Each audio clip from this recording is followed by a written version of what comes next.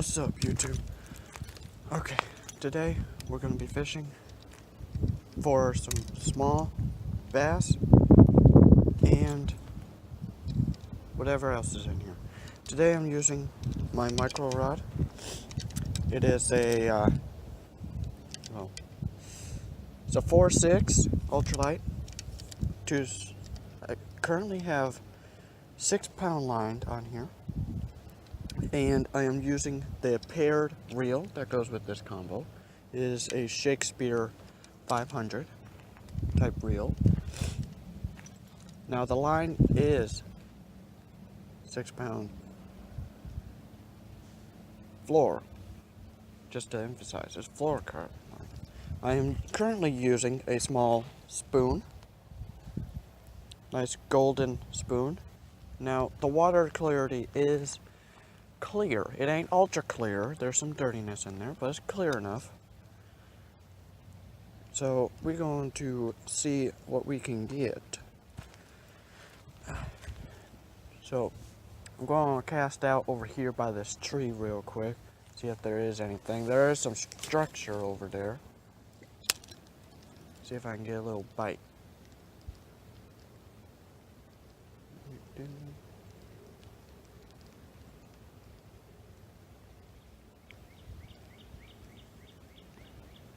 Now, I don't know the water temperature, so I'm trying to use something shiny to draw them out.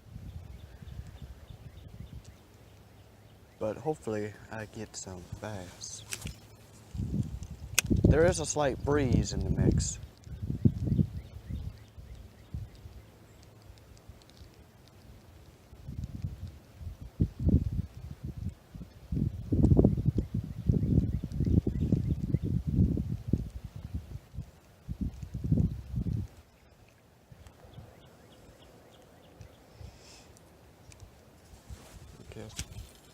Over here, see if I can get something to roll right past this.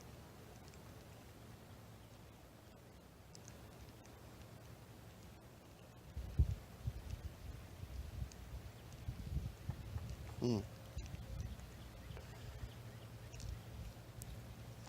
is currently 54 degrees outside, so it's warm, but it ain't that warm.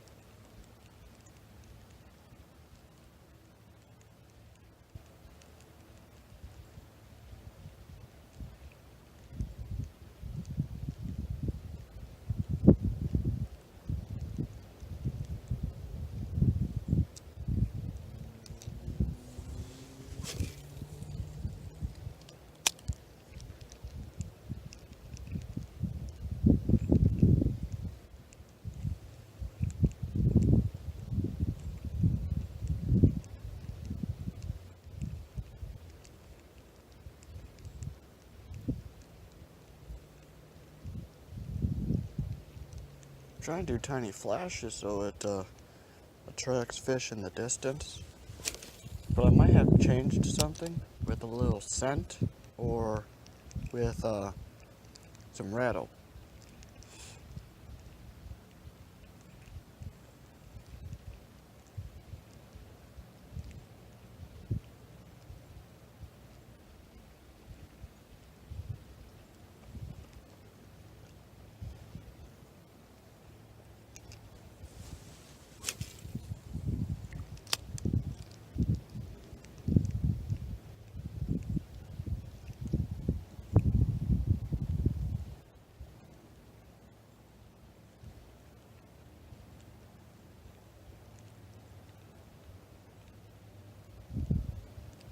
I just had a fish go after it, so might have found them. Probably right out here somewhere.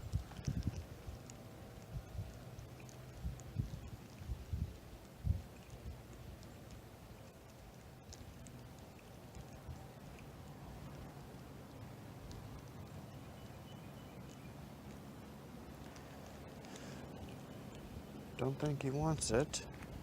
I don't think there's any in this location though. So I might change spots in a second. Sorry if the wind is bad. the wind noise is bad. I don't have a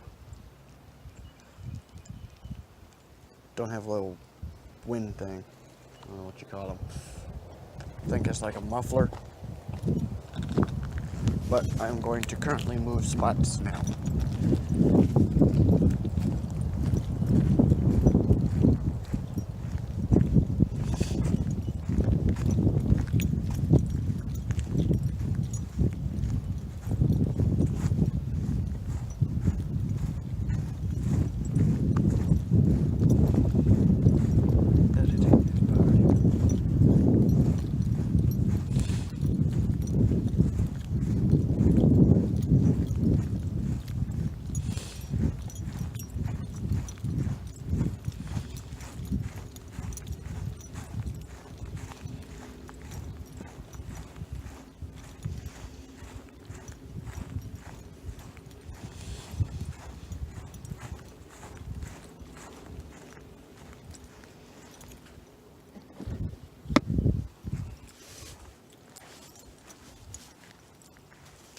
Okay guys, I'm here at the new spot. I was currently over there at that pine tree, fishing over there by that pine. So now we're going to fish along the rock bank on the road, and I might drift off to right there. But let's go ahead and do this part first. Now there are some eastern mosquito fish, and with the help of Leo Shang in it, I was able to, he helped me identify what type of mosquito fish. I knew it was a mosquito fish, to be honest, but I didn't know what kind it was. So, it is kind of windy today.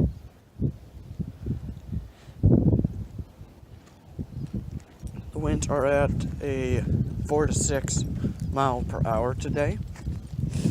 We did have a recent storm. It wasn't a bad one, except, you know, at the beginning it was really bad.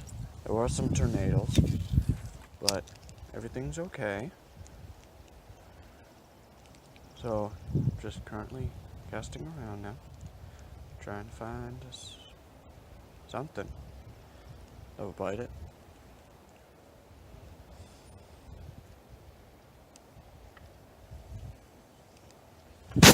Hopefully get a little further. Currently right on top of the rocks there.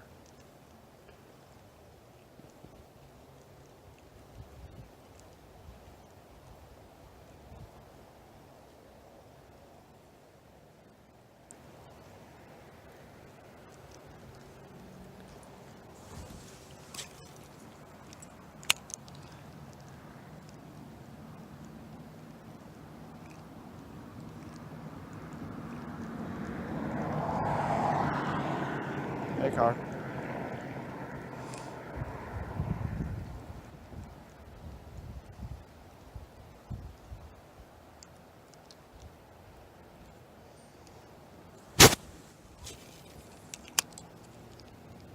Ooh, I went right next to that rock. I almost snagged myself. Let's go ahead and start moving along the rocks. Well, first I gotta check to see if it's got some stuff on it. Yeah.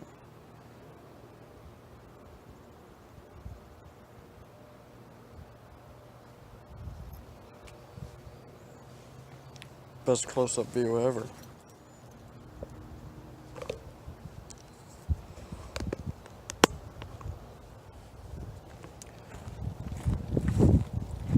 Had to fix my camera. Okay, so still windy. Now normally I would be in my kayak, but I'm not going to be here that long. I'm going to be here for maybe a couple hours. So I was like, I'll just do some shore fishing. It's been a while since I've done some shore fishing. Usually I'm off in my kayak, cruising.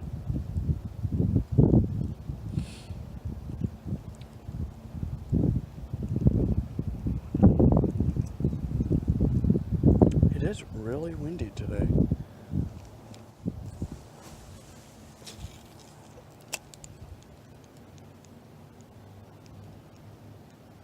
Don't get snagged.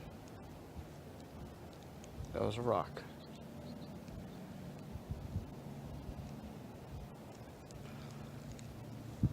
Oh, I got some. Nope, it came off. Okay.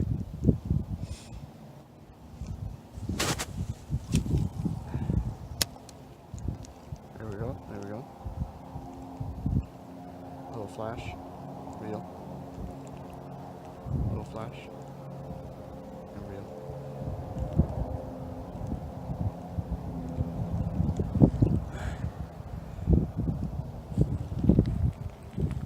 Let me go get my tackle box. I know a lot of YouTubers, they go around with a backpack with their tackle. I don't. I like the old style. Carry a tackle box. I currently have two. This is my micro one, so you know it. Super light, only weighs like a pound. Pound and a half maybe.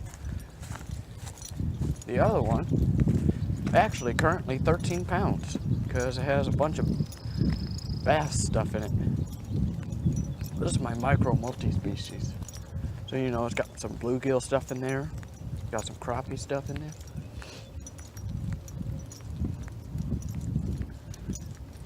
Now I don't have any catfish or carp things, because you know, who carries that around in a tackle box or backpack, unless you're going for that type of species in that day. So leave this right here while I check out this little area. Unless I've already been here, did I? No, I haven't. Okay. That wind is killer, man. I wanted to get next to the rocks, and with this little weighted thing, it slightly carried it off to the side. So, it's kind of killer. I might be wrong on the wind. It might be a little bigger winds.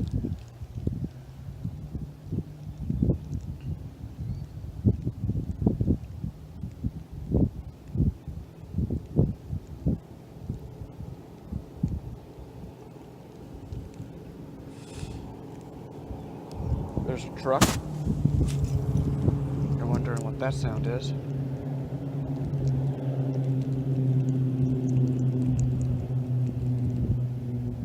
Come on.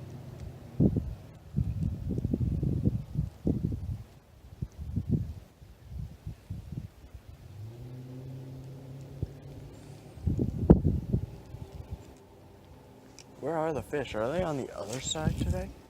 Because the other time I was here, they were all lined up throughout this whole shoreline. So,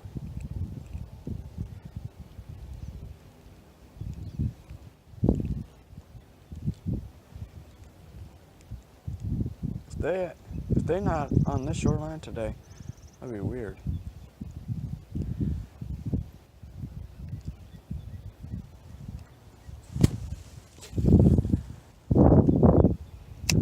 Casting a spoon. We'll let that sink a little bit, and then we'll reel it up.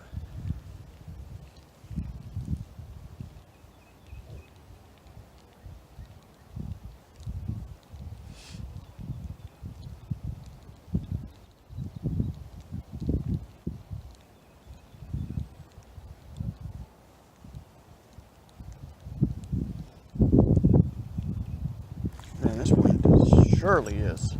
Probably. Okay, I'm going to move to. There is another pocket, little cove thing right here. So I want to see if there's any fish over here.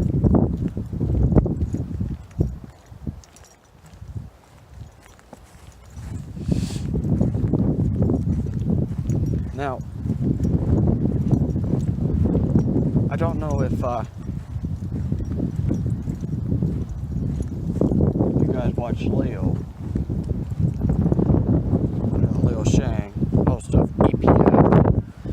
extreme Philly fishing, but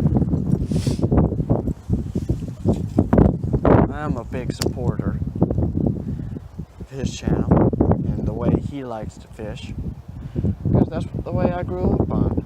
I used to start with bluegill, pumpkin seed, red breast sunfish. And heck, I even had a hybrid. I don't know if you guys ever heard of this, but can you pair up a bluegill and a largemouth? I bet you can't. Bet you can't, but I've seen that one. Trust me, I've seen that combo. I don't know if Leo has. But that's a hell of a combo. I've seen rock bass. I've seen smallmouth. I've seen walleye. Heck, one of my dad's friends even caught a northern pike while we were out on a lake. There was only 3 in the lake. Literally, only 3 in the lake.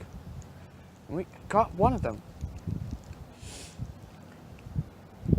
But this was the smaller one out of the 3, so he couldn't eat that much, and he was getting attacked by the other ones.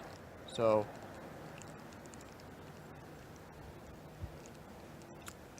but yeah, I've seen a lot of species. Heck, I've even seen common carp. I've actually one of my biggest fish that I've caught recently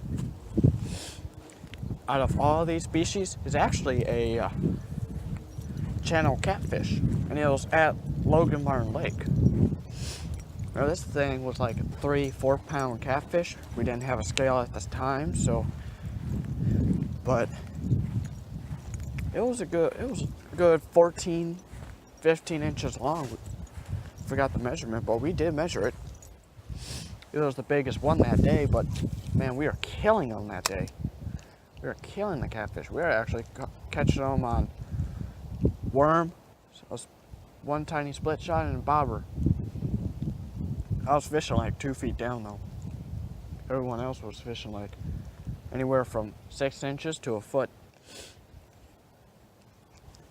That's how I caught the big one. Fish all the way down. We were fishing in like 8 feet of water though. So fishing 2 feet down, catching that sucker, that was a surprise.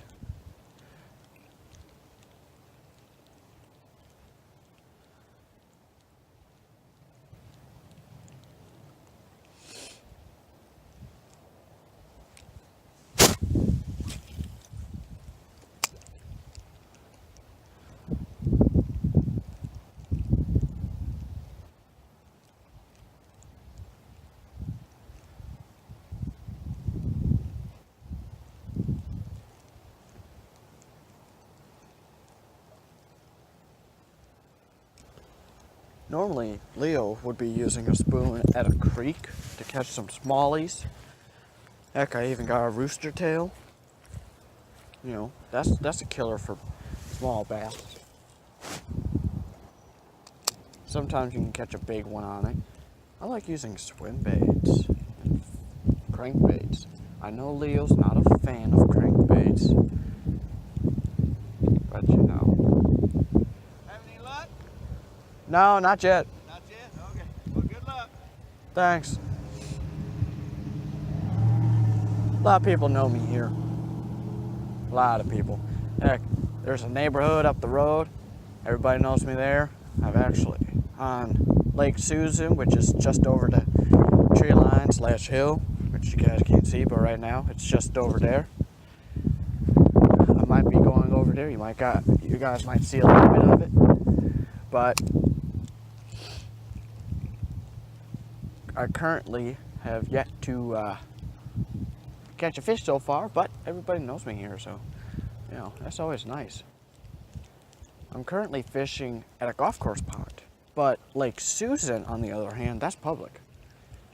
There is a access up the road within the neighborhood, so it's partially kept by the golf course, and then partially kept by the rest of the people.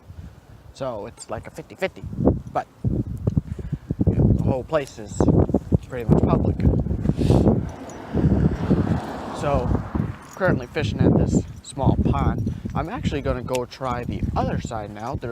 Without a kayak, you got very little access. You can actually fish from right over there by that fallen tree and cast over there. I was actually killing bluegill one day over there, and it was killer. I caught like 15 bluegill. They weren't any size. There wasn't any size to them, but you know, it was fun. And that same day, I found out I had an air leak in my kayak.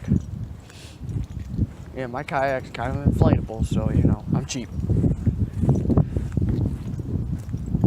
But hey, if you don't have money to go get you $1,000 foot pedal kayak, catch the bass, just go out and get you a little raft.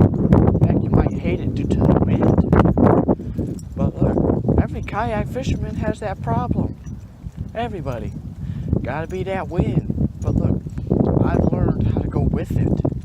Say you want to fish this rock bank, if you see the lines in the water and it's dragging you that way, you start from down there and you run this way.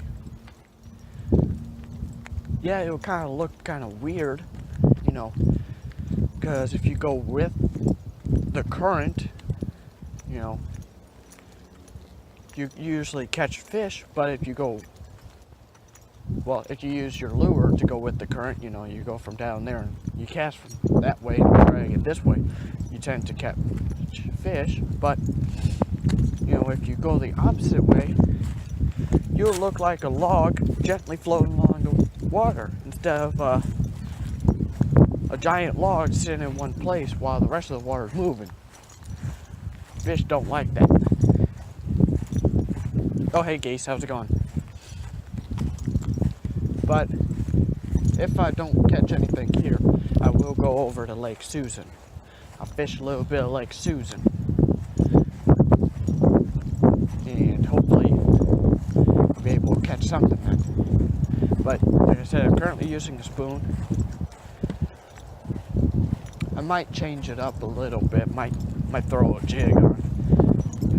Probably a small crawfish, maybe a tube. Do some jigging with that tube. I might do that. I just might. It's a silent thing. That's the problem with certain soft plastics. They don't have a smell to them. But if you get the ones with bright colors and all that, get a little flash in them, oh, you're gonna catch fish. But yeah.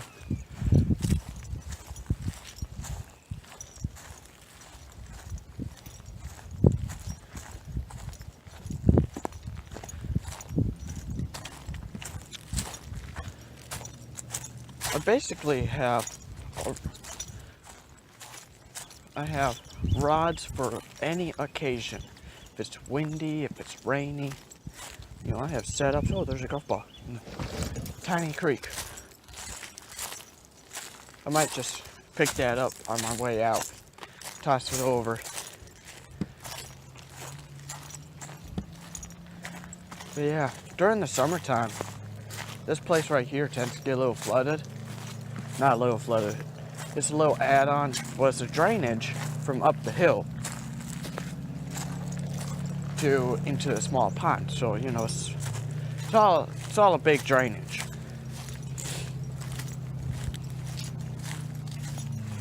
But now the only thing about Lake Susan, however, which I've recently learned the name of it. I just thought it was a lake, you know, unnamed, but it's actually Lake Susan. Figured that one out. Ooh, let's try here. Little pocket in the trees, little break. Looks a little interesting. What do you guys think? A little interesting? Look, there's a fallen. Well, whatever these are, right here. Gotta be careful, because snakes. Could be some snakes around. Look, there's like a. Is that a tree or a plank? I don't know. Let's shut up and fish. If I can get something. Now, I can't feel a tug. I literally can't feel a tug because the wind is. Wind's pushing my line. Like that way.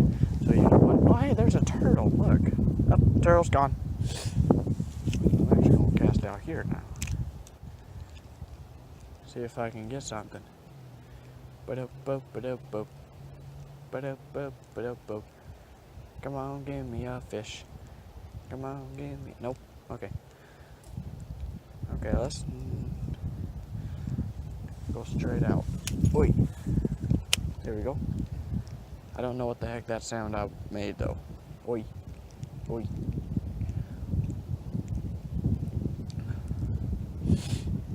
So comment below how much you love Fortnite, because that seems to be like one of the top 5 games of 2018 so far. But it's been around since like 2011 on PC. I don't know if you guys knew that, but you know, it's been around since 2011. And the games grew, games got more developed, got more video quality.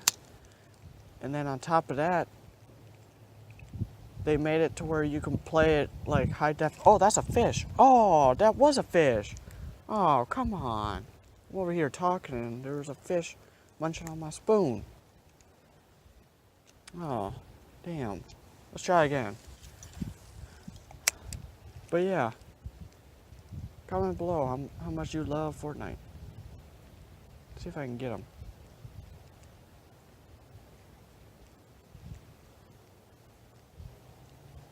Oh, I might not be able. Oh no. Oh no. Oh, there we go. But yeah, comment below how much you love Fortnite. I know Leo hates Fortnite. Every time you ask him, literally, every time you ask him, it would be like, let's not talk about Fortnite. I think the reason why is because he tried it, you know, way back then, and then he never liked it. He never liked it. But you know, he's been fishing for a while. I've been fishing for a while. Little fleshy fling and see if I can catch anything. I'm currently in a windbreak / current break. Oh no. Oh hey. I didn't know it was that dead. Look, now the branch is just floating there. That's okay. So I'm actually gonna cast this way now. Yeah, because the wind did die. So let's see. I can get something.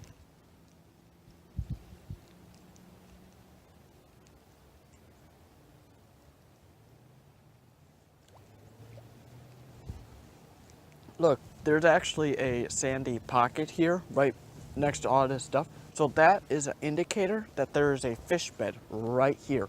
But with my glasses, I don't see a single fish, and I've run this bait so much over there. There's a turtle sitting right there in the water. That is pretty dang cool. But I ran this bait so much through there, there's not a single fish. Now I've just cast it straight out. Straight. Little flash fling there.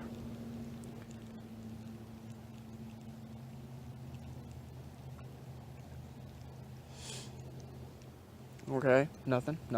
I did have a small nibble. I want to hook it around this tree and try to catch something down there. Oh, there's a turtle popped up right where my... Oh, that's a fish. That was a fish. Come on. Why? Why? Can you just get a hook set today? Can I just get a hook set today? Well, that's not where I casted last time.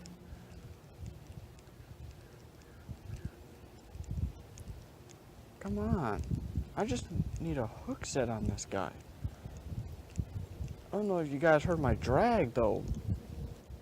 That was pretty freaking ridiculous. I'm pretty sure there's a bed, maybe 2 right in front of me. I don't know why 2 beds would be right next to each other, but maybe there's a bed in front of me. And I'm just like popping this thing right over top of the bed. And if I keep doing that, you know, they will get really mad and probably attack it.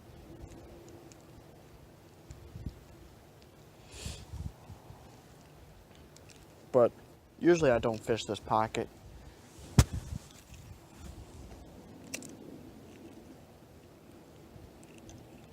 I don't know what I'm still doing here. Really? Really though? Really? I keep feeling that. Okay. Okay. I need something with a little scent.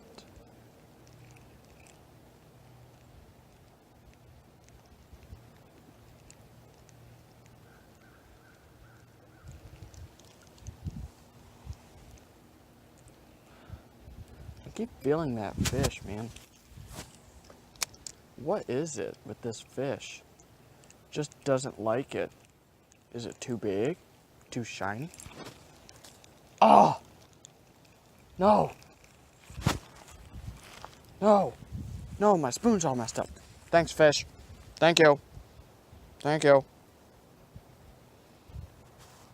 Thank you. Okay, there we go.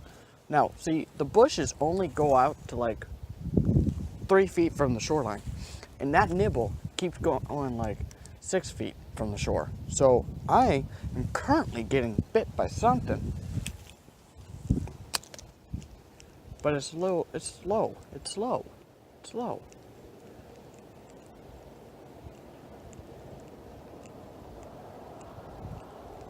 I just can't get it. Just can't get it, man. I literally let that guy eat it and I tried yanking him out of the water. And you see what happened there. But I tried. Flashy, flashy. Sometimes with the spoon, you gotta give him that little flash.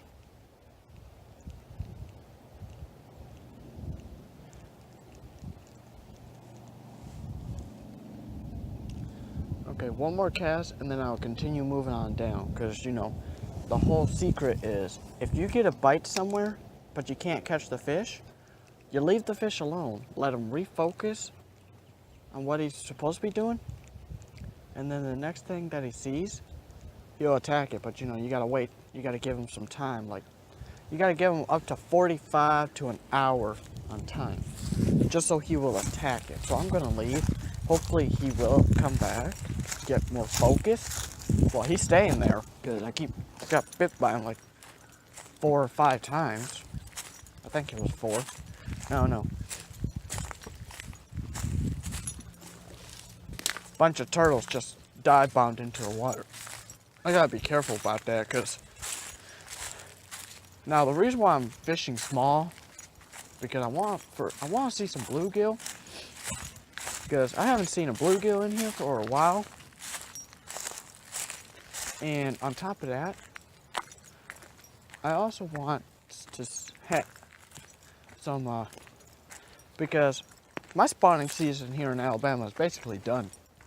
Except every now and then you'll find 1 or 2 beds with some fish on them. But other than that, that's basically done. That's a turtle. There's a turtle right here on the bank. Another turtle over here. They're just sitting on the bank here. Let's get down here to pretty much water level. Ooh, that's that's a hole. Here we go. See, turtle sitting right there. He's chilling. He's relaxing. So I'm gonna stand right here and relax with said turtle. What is that? Is that a pipe? Looks like a metal pipe. Okay then. But let's see if I can get you fish. First I'm going to cast over here. All the turtles that were here are in front of me currently.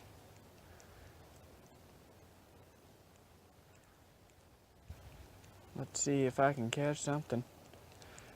I haven't been able to catch anything today so far.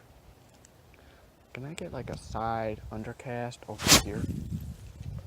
Oh, I nailed it. Is that a dog? No. Did I hear a dog? I think I hear a dog. Oh. Oh, there's some stuff on this. Dang. Look at that. It's just all this weird grass stuff that always ruins your day on fishing. But these turtles are freshly hatched. Now, there is a big giant snapper in here. I mean, this thing is big. This turtle will literally feed your whole family if you like eating turtles. But I don't. Sadly, I don't. Her turtle soup's pretty dang good.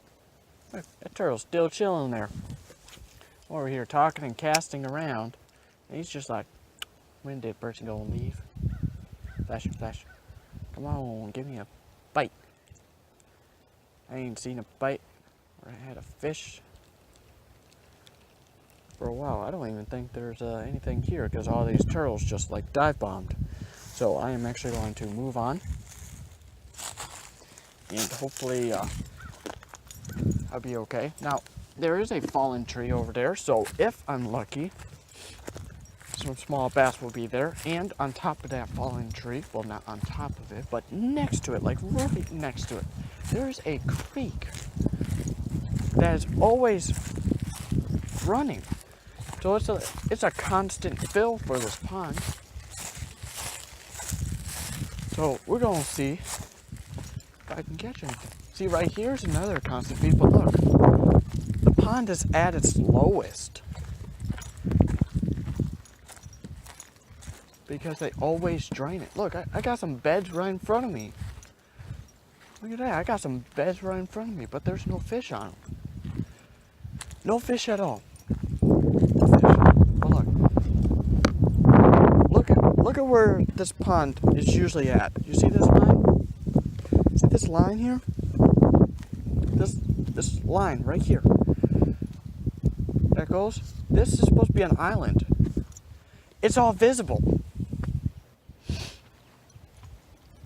So the pond is literally currently at its lowest. So I don't know what it is. Well, thank you.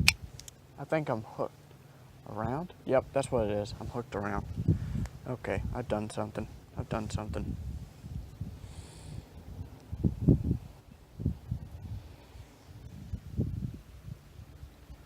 Okay, let's see what's going on with this. I think I've done something. I've done messed up on something. Oh, thanks. Thanks, you stupid root.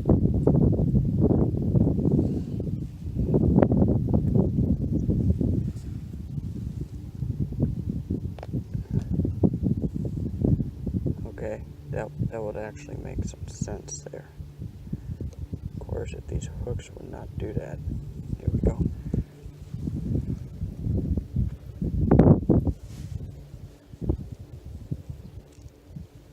There we go, now I can reel it up.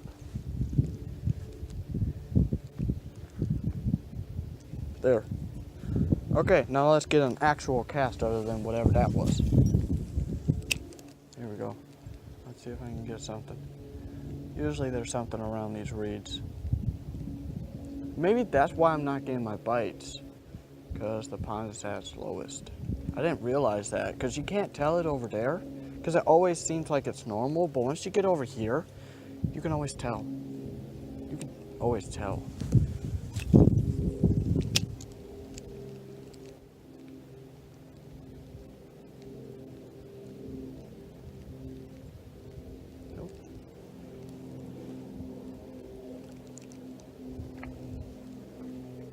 Let's go over here.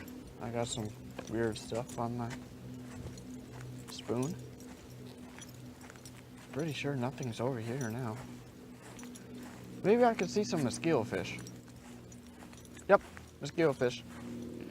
Definitely see them. Look at them. They're all right here in this little pool, in this little pocket thing. It's like the whole group is here. You can see that leaf. See that? We got some water coming in, but it's not enough. It's not enough. Now this water is actually coming from over here. There is a pond off in the woods. So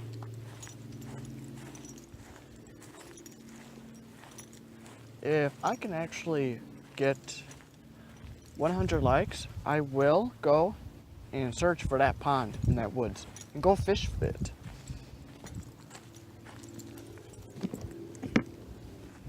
I will actually go do that. If I can get 100 likes. 100. Keep saying that, but you know. Let's get me a fish over here somewhere.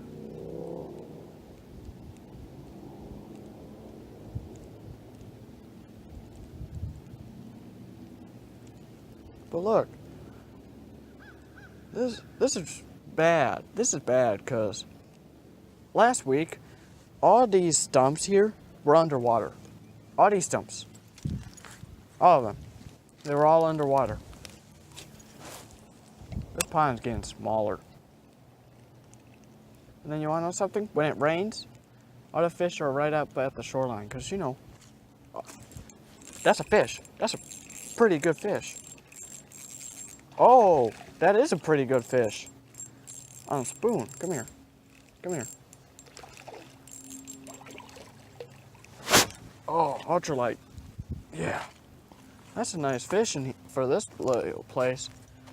Finally caught a fish on the ultralight. Let's go. Let's go. Okay. Okay. Hello, little bass.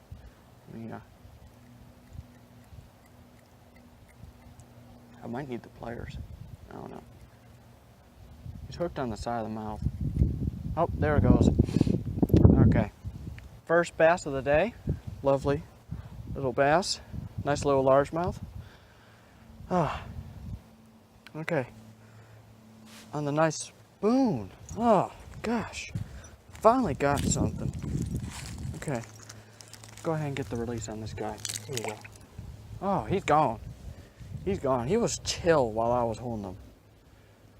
He was chill, but once he's gone, he was gone. Okay.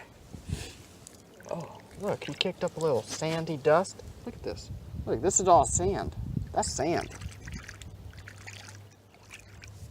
That's straight up sand. Okay. Oh. First fish of the day. Finally. Finally. It was a decent one. It wasn't one of these babies, but see, can I get a bluegill on this? Or am I using the wrong thing? Am I supposed to go a smaller spoon for a bluegill? Because I thought this was pretty good of a size. Tell me if I need to go a smaller spoon. If I need a smaller spoon to catch some bluegill.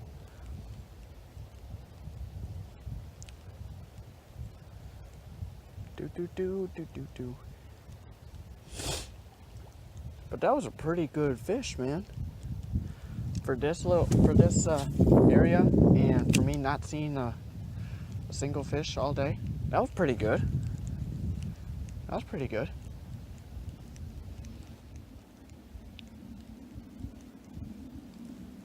Okay, you can hear my drag though. It was just going away, and I'm using 6-pound line. I'm using 6 pound. I don't know why I'm using 6 pound on my micro. That's another fish.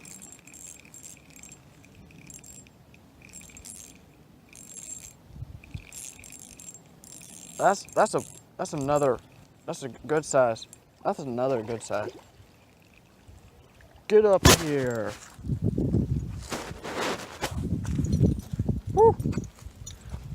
Second one of the day. Pretty much same spot too.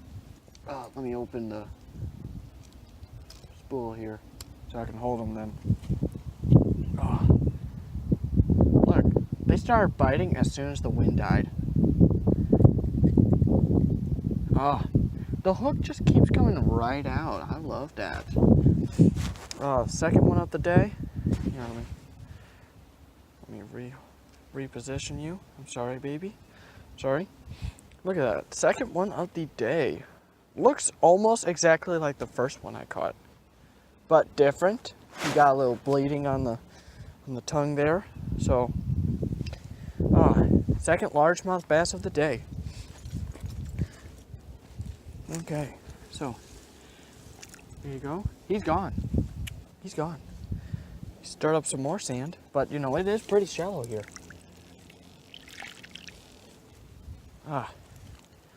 Can I get another one? Can I go for 3? Now that wasn't back-to-back cast though. Can I go like 3 fish pretty much in the same area? That'd be kind of weird. And I'm just over here casting. I'm not even doing my little flash. I'm not even doing the flash thing. You know, with the spoon, you want to flash, instead of doing a cast and retrieve, just every now and then give it a small twitch. Leo does that when he's creek fishing, but I'm over here using it in a pond. We're using it in a pond. Oh, that one.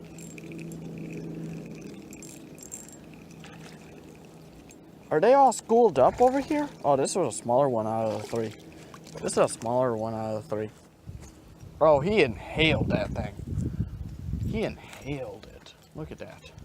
Oh, shoot. That one might be a problem now. Okay. That's all the way down in there. I might need the pliers for this. Yep. Gonna need the pliers for this one. That one's down in there. Trusty pliers.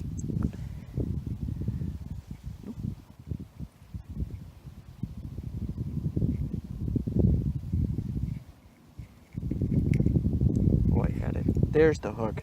There we go. Always carry pliers with you. You never know when you're going to need them. Nice, another smallmouth. Look at that. You probably get more. Yeah, that's better this way.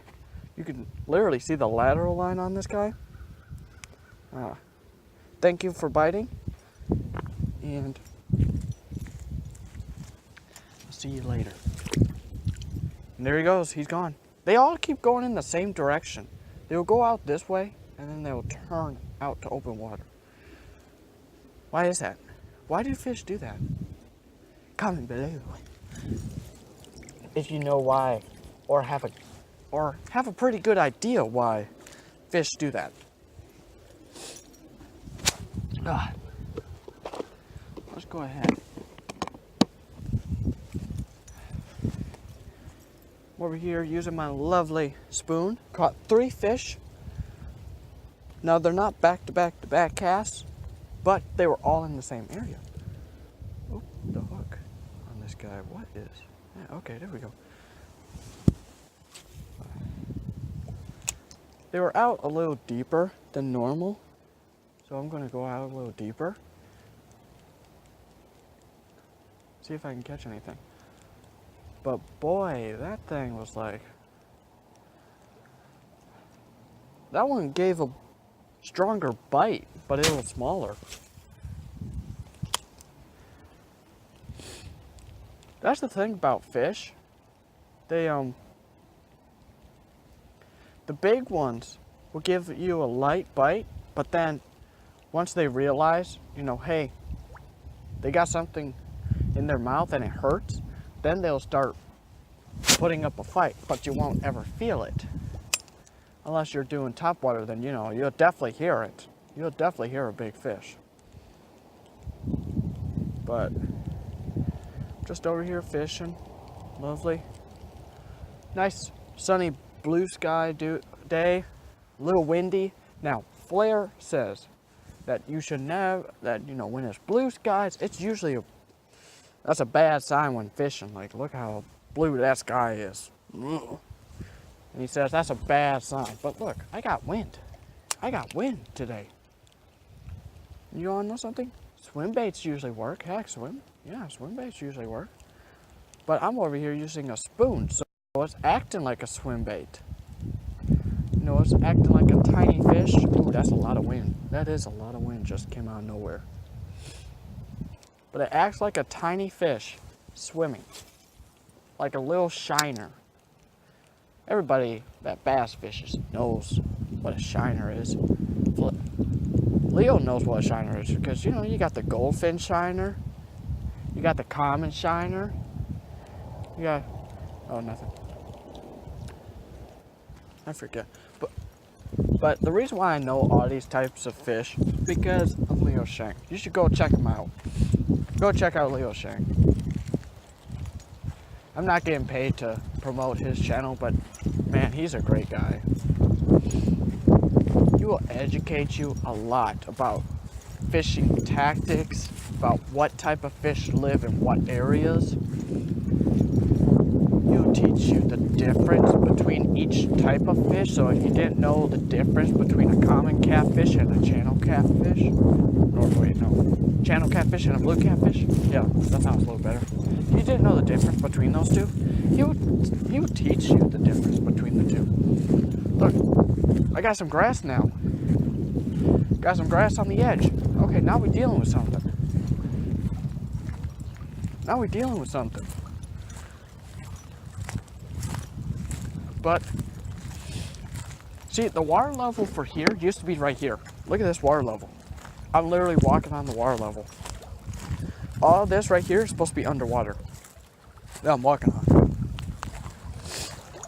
That's shallow.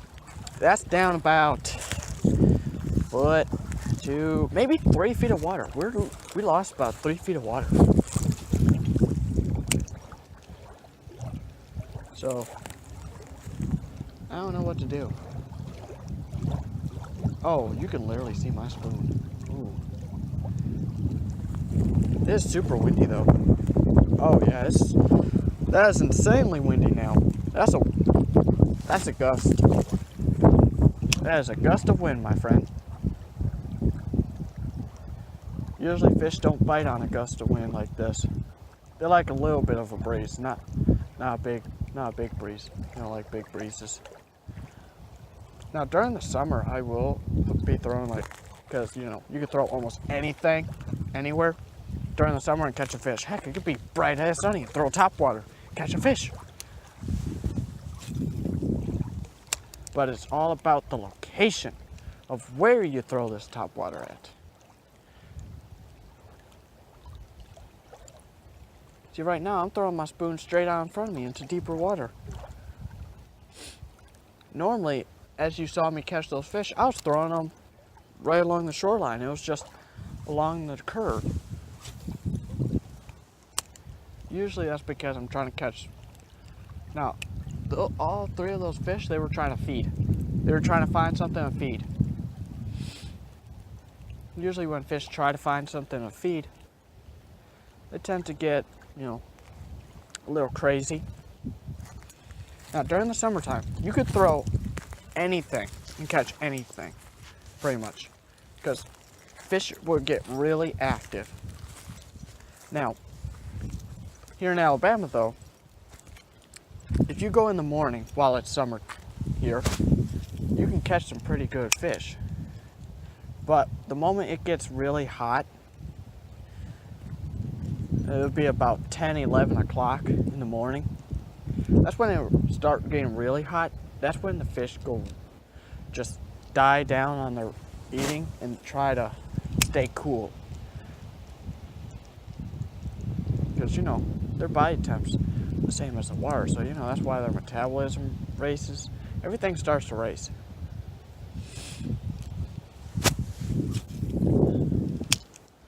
Cast out here, see if I can catch anything running past this tree. Running around the tree.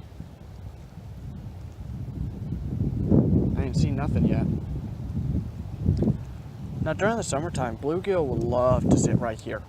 Right underneath this tree here, right next to this fallen tree, because their food actually falls out of this tree here. You know, they get bugs, worms, beetles, all that stuff. Their food, that stuff actually falls out of this tree into the water. And they will sit right here, just munch it. So what I do is I'll throw like a small floating crankbait, and they'll just eat it. They'll literally just eat it right off the top of the water because they think it's a beetle. They think it's a beetle.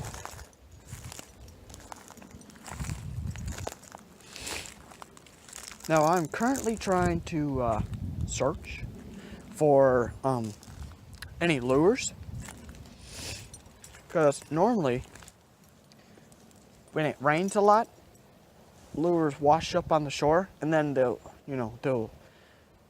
water level will go down. So then you tend to they tend to be revealed. So I'm currently going for that. I'm trying to find them. And if you notice, there's my little creek I was telling you about. It's right here. It comes from up there on that one, and that one come from the same pond, but that one is all natural. It's natural. The other one is man-made.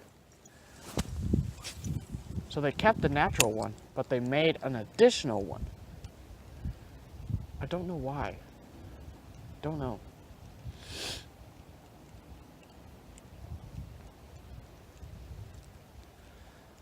But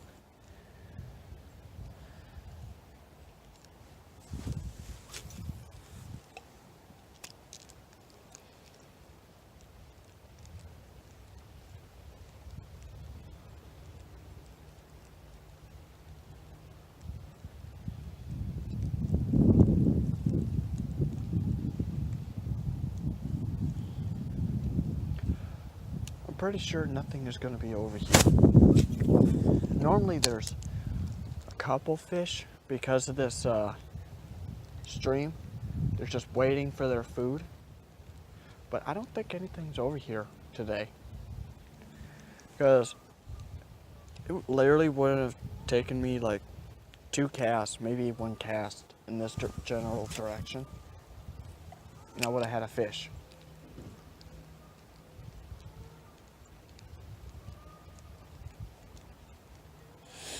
But I'm thinking because of how shallow it is, fish aren't here. They ain't here.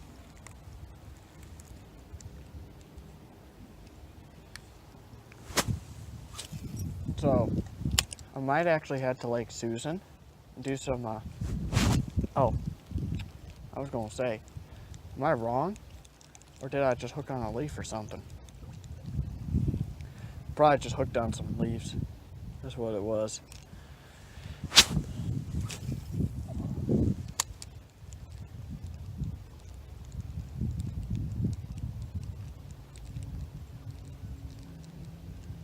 Come on.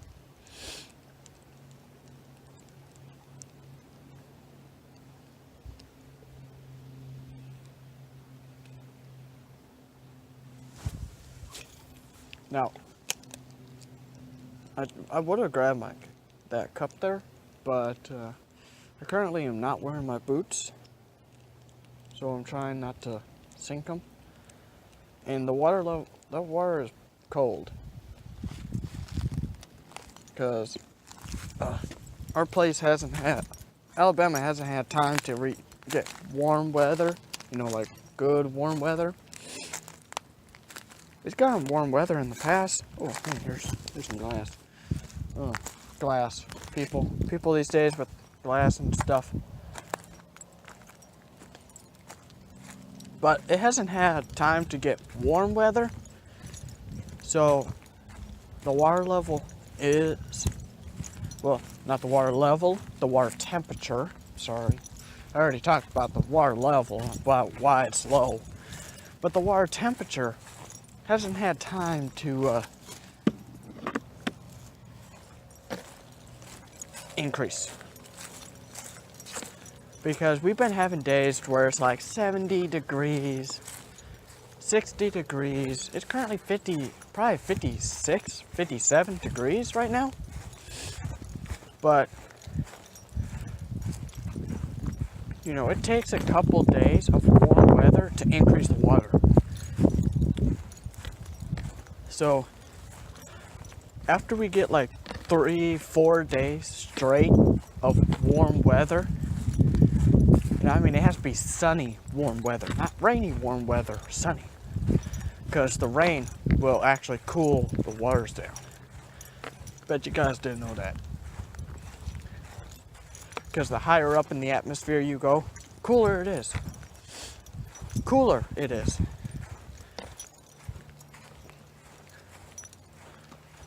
So that's why it could be 80 degrees and it's raining and you see steam coming off of the road. It's because the road is warm. The water is cold. So the road's actually basically boiling the water. Don't ask me. But let's go see if that fish is there. I gave it some time to relax. to rejuvenate. I'm just pretty upset though that this pond's at its lowest. Like, seriously, guys. I'm talking about before it rained, you know, it was at its highest, and then it rained. Now today it's at its lowest. Like, are they just keep draining the pond? Because this is owned by the golf course, but it's been here. This pond has been here before the golf course even came to be. So, and yes, I am fishing at a golf course. Don't tell me what I can and can't do. Okay.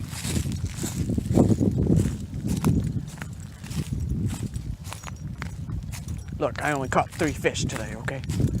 Normally, on the perfect day, I would have caught, you know, always clean up your environment when fishing. Because there are people that like to just throw their stuff wherever they please, and you know, it's bad. It's bad for the environment. Show Mother Nature some love today.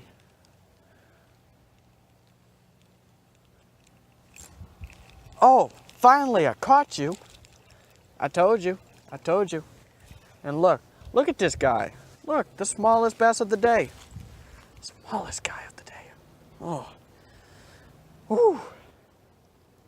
Do you have a friend? You have a friend, right? You have a friend down there? Okay, let's go ahead and unhook you.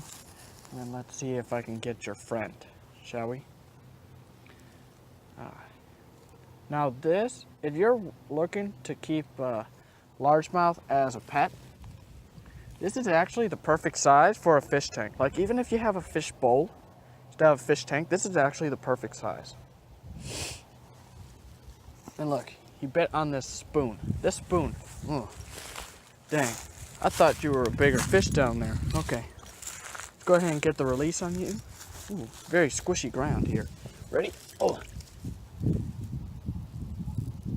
He's gone. Whew, that was pretty fast. Pretty fast. So let's go back and see if he had a friend. Oh. Okay. Using a spoon today. Trying to catch some bass. See if the guy had a friend.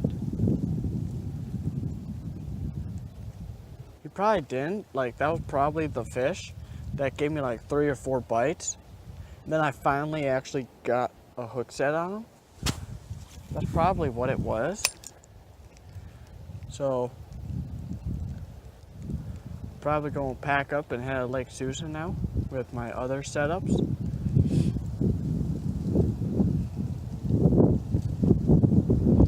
It is really, really windy today.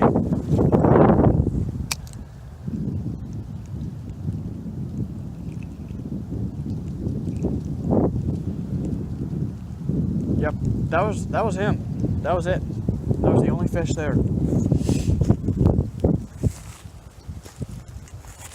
So, packing up, head to Lake Susan.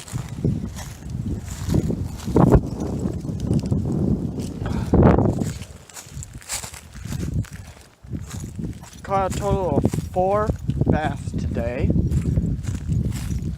Normally what would happen is if I was to miss a fish, you know, then I would have left him alone and never came back.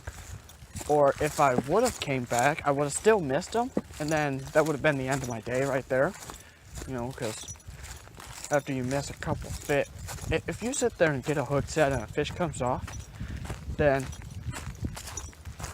you know, you normally don't catch anything. But what I'm actually going to do is carry my micro set over to Lake Susan and see if I can get some big fish with this tiny lure.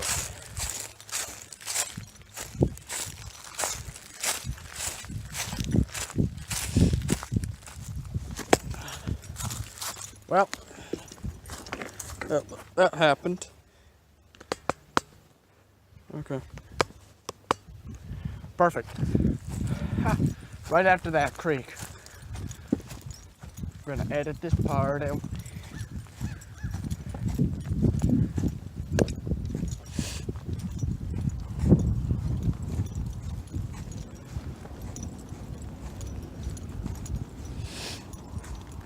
I should use a swim bait though. I'm actually gonna do that. Change of plans. No, what I'm gonna do is I'm gonna combine all of this because I can do that. So, I can combine.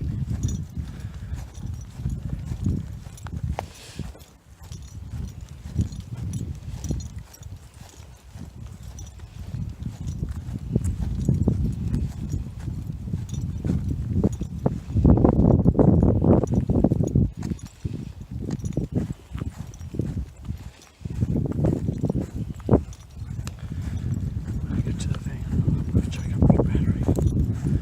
I got this on airplane mode. Low brightness. So let's see how much battery. Because normally people stop recording, stop recording. Just like, let's get it rolling.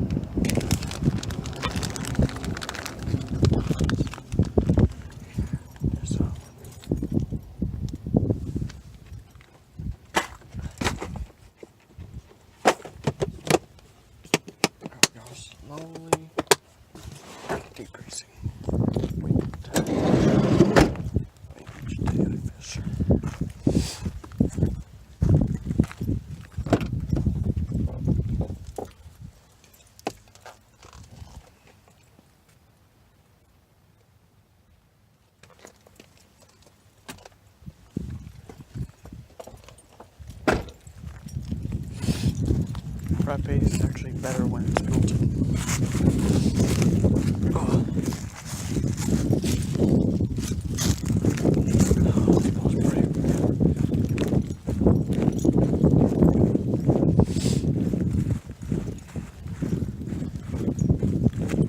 Got my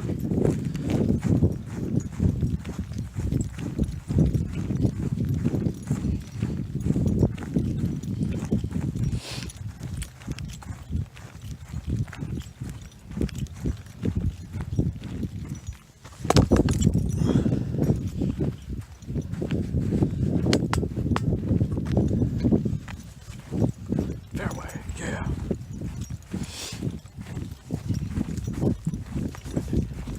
Before I start though, I'm actually going to check battery life. Actually, lasted longer so far.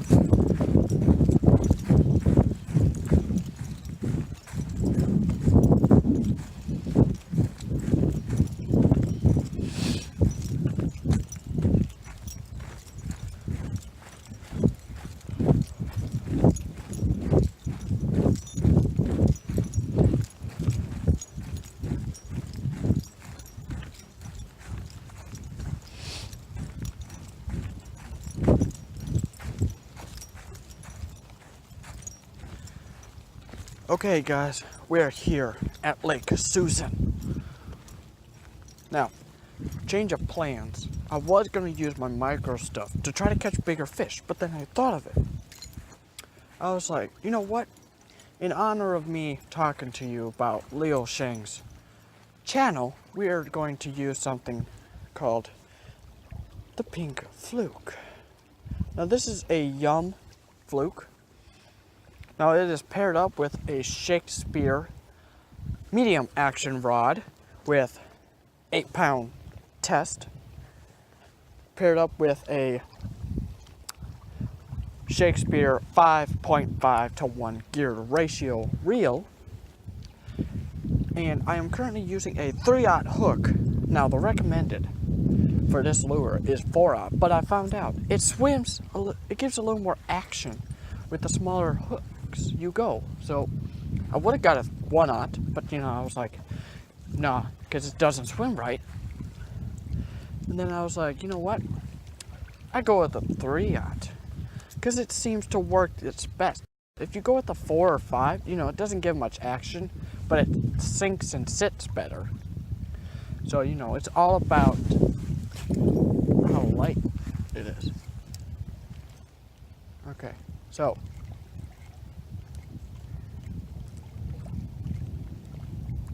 currently, first cast, it looks like it's been a while with this rod, because that thing went like straight up, straight down. There it goes.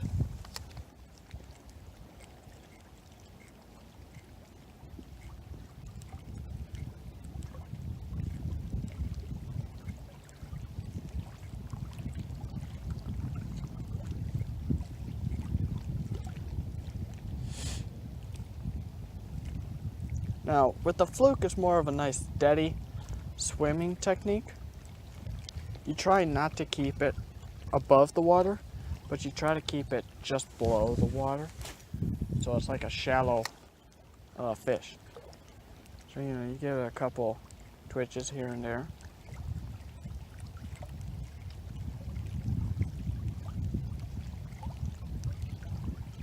It's still currently windy. So, now I do have some other baits. Now I am currently just walking around, so I'm not carrying my bait in my tackle box. So I'm currently just walking around.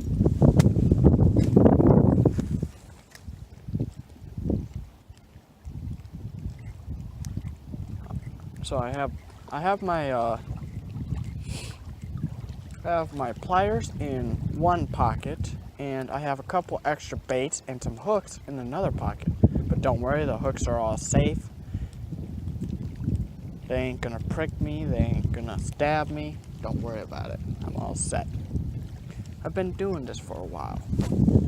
this is how I investigate. I grab a couple soft plastics, grab some extra hooks just in case I break off or get snagged, you know, on a tree limb or bush that's underwater or whatever the case may be.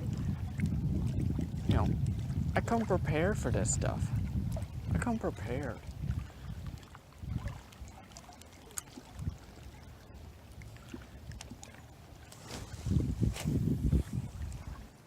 Currently, Cat, you know, I forgot how smooth this reel was. Because normally when I come to Lake Susan, I bring my bait casters. But it's windy, and sometimes using a bait caster while it's windy, you know, your stuff don't go that far sometimes, or if you're like me, you haven't truly learned how to use a bait caster against the wind. Against it. I've learned how to use it with it because, you know, it's easier. It's easier. Your bait flies farther. All this other stuff, you know, you ain't got much issues. That's why I understand Leo when he prefers spinning setups, because it could be windy, it could be rainy, it could be sunny, it could be calm. Your lures still go pretty far. You don't have to sit here and worry, oh no, it's windy, so I gotta change the dial, gotta change this, gotta change that. You don't have to do that with this. With this, all you gotta do is make sure your drag is set, and that's it. That's it. As long as you know how to cast with one of these suckers, you ain't gotta worry about nothing. Same thing with those spin cast. You know, those closed reel, those closed spool casts. You guys know what I'm talking about. Same thing with those. All you gotta do is make sure your drag is set. Then you just push the button, pull back, and release. Half this stuff, you gotta worry about all that. Now, if you notice, my release thing is broken. So all that is like if you're if you're using these for still fishing, you know, you put it down in a holder like Leo does when he's going for carp. You know, you just sit there. With these, you can turn them on. They act kind of like a bait runner, and they have less resistance. They give the fish more time. Still sorry about all the wind noise, guys. It's probably audio sounds flawless. Don't worry. I don't know. Comment below if you ever tried golfing. To be honest. Oh, hey, look, a bobber. See, this is some of that stuff that you can find. This bobber's old. Look at it. It's crushed in right here. This thing probably doesn't even float. It actually floats. But this bobber is so broken. Oh, this water's actually warm. Okay. Okay. This water's warm for once. But this bobber's so gone. Like, it's so rusty. The spring's not even in here anymore. I could pull it up, but I can't do anything else with it. So that bobber is pretty much trash. That bobber's trash. Okay, so normally water level is right here. You can see the line. See the line. I've lost about maybe a foot and a half of water, which is okay. It's okay. Here at Lake Susan, you know, everything's okay. It probably would be up to, you know, this level if all those pine needles and stuff weren't sitting here to pretty much act like a dam to block the water. Currently using a fluke in shallow water. But, you know, it's okay. Stuff like this happens. Now, I do have a couple swim baits with me. I do have some Senkos. They're all different colors. Got green Senkos. I got white swim baits.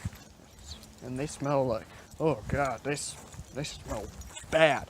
And then I got this clear swim bait, and it slightly changes with the temperature of the color. And it's really big though. And then, like I said, I got me some hooks in case stuff happens.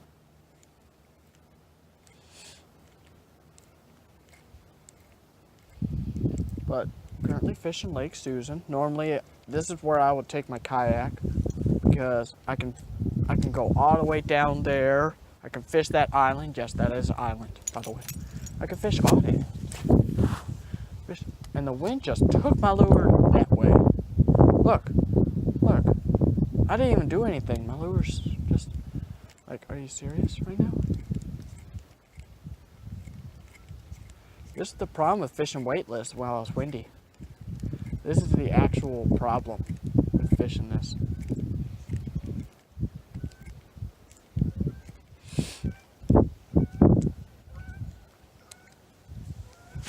You know, you cast over here. Look, that one actually went pretty smooth.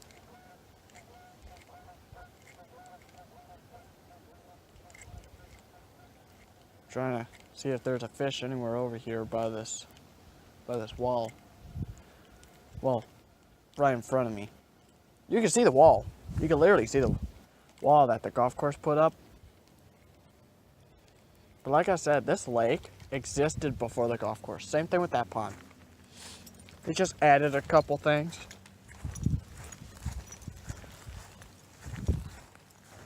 So, this lake here actually has carp in it. They like to sit down there on that coast end, pretty much where those flags are pointing.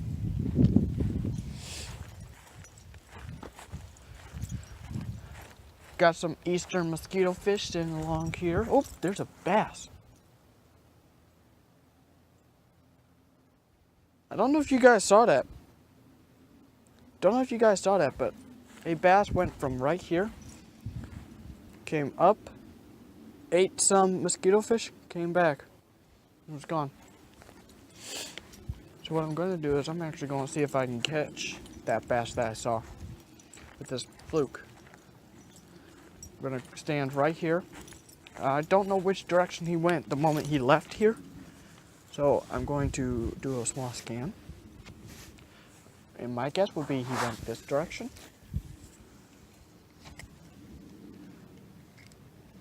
So I'm going to go ahead and give that a little fluke action. Yep, there he is. Ah, no. No, I had him.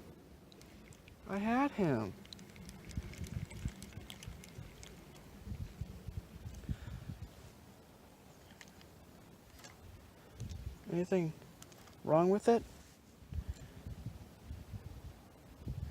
See, the problem about young flukes, their tail is so big, and on top of that, their bodies are so small, so they give less action, and they don't sit right in the water.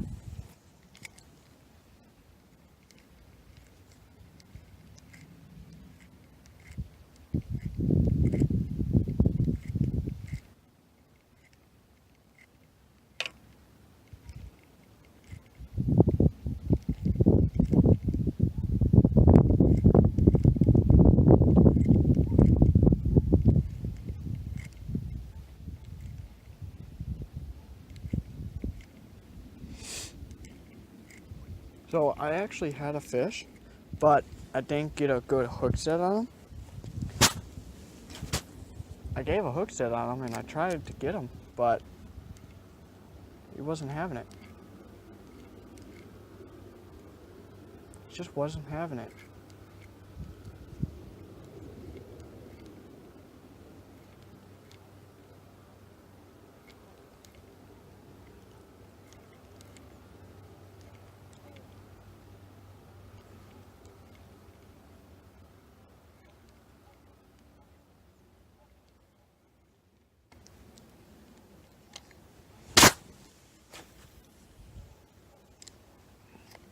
That cast was flawless.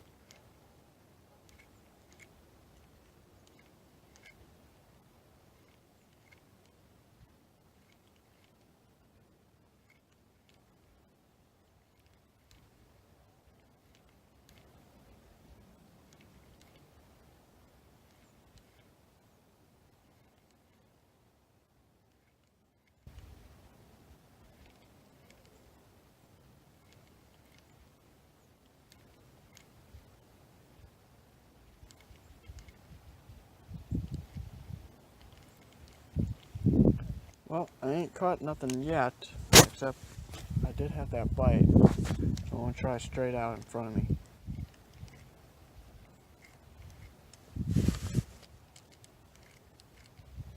See if I can catch anything.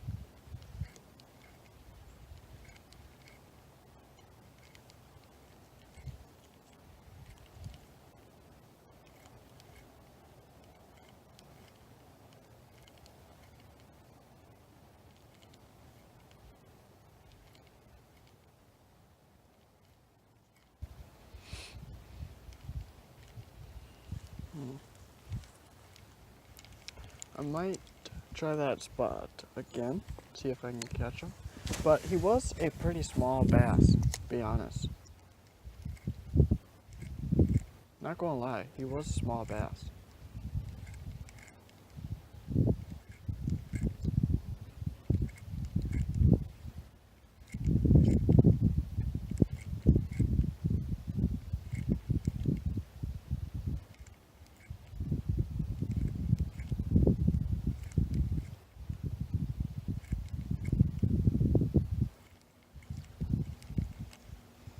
Now I could see some rocks right here. So currently where I'm standing, the water is like 1 foot, and then these rocks represent like 3 feet worth of water. So it's a steady drop. It's a steady drop. So I'm trying to draw these fish out from wherever they're hiding. So maybe they're hiding, like 5 feet down. I'm trying to draw them up from 5 feet, maybe 3 feet to investigate. And then maybe up to like pretty much around the 2 feet of water area, and then have them bite. But see, now where I'm standing is currently from 1 feet down to 5 because it drops off. But I'm going to give a couple casts right around these bushes here. See if I can catch anything.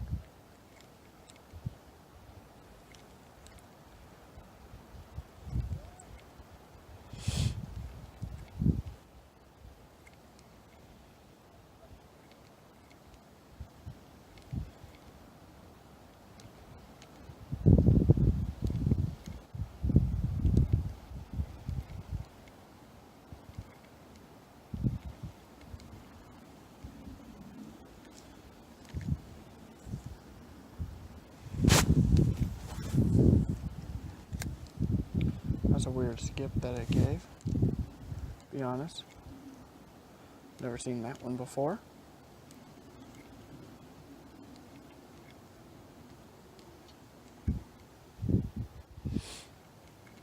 Now I have skipped a fluke underneath a dock before. I don't know if you guys have, but you guys should try it. Try taking like a fluke or something, soft plastic. Heck, maybe a Senko. If you prefer Senkos, take a Senko. Try to skip it underneath the dock. Just try. And you go do your little dock fishing. Skip it under a dock, or as close as under as you possibly can. Even if it's like right on the edge of the dock, just put it down there. Pop it around. You'll catch a fish. If that fish is sitting under that dock, you'll actually catch them. You don't have to sit there and go out and do some dock flipping and all that other stuff. You just throw a Senko. Throw a fluke. If the fish is interested. Heck, you can even throw crawfish. Throw you a nice bright red or bright green crawfish right underneath that dock. That was a fish. All I saw was my fluke sitting there, and then I tried to jerk it, and that was a fish. What is the matter with these guys? I'm just over here doing a steady pop and let it sit.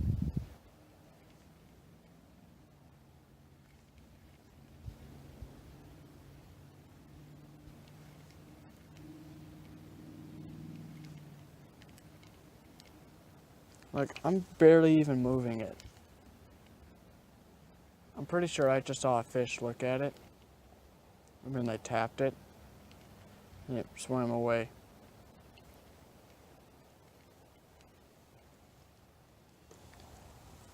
And that's what happens sometimes, guys, when you go fishing.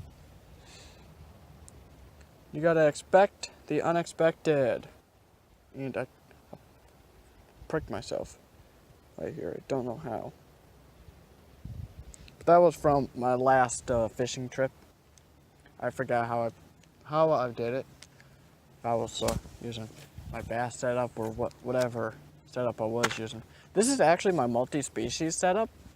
I use this for panfish, 8-pound line. That's kind of overkill for a bluegill. But it's ultra clear line. This is Mommy. What the hell? Am I stuck on a bush? I am stuck on a bush. Shit, I thought that was a big fish.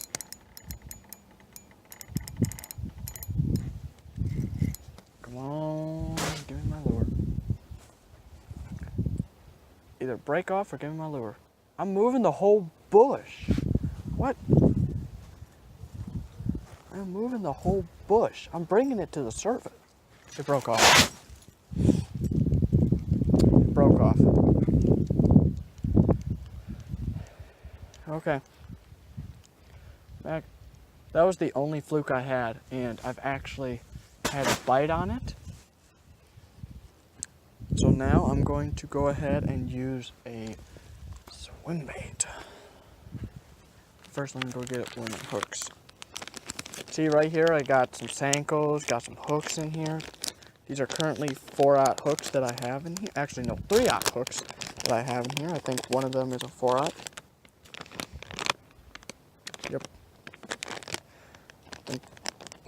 And then I'm going to use a bright white. Where's my line? Did I just drop my line? Yeah, I dropped my line. Okay, there we go. Put that hook there. Can't forget where I set my hook. I'm going to currently use these swim baits right here. Nice white. Has a garlicky smell to it. They smell bad, trust me. Fish like them though. Tell you something, if you don't like the smell of something, that just tells you right there that the fish do. You think it smells bad, just wait.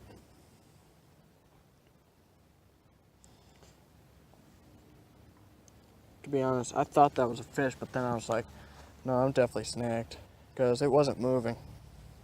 I saw my flukes in there. That's probably what the first thing was a snag, but I was able to unbreak it. It was able to come out. Sometimes that happens. Especially over here at the wall.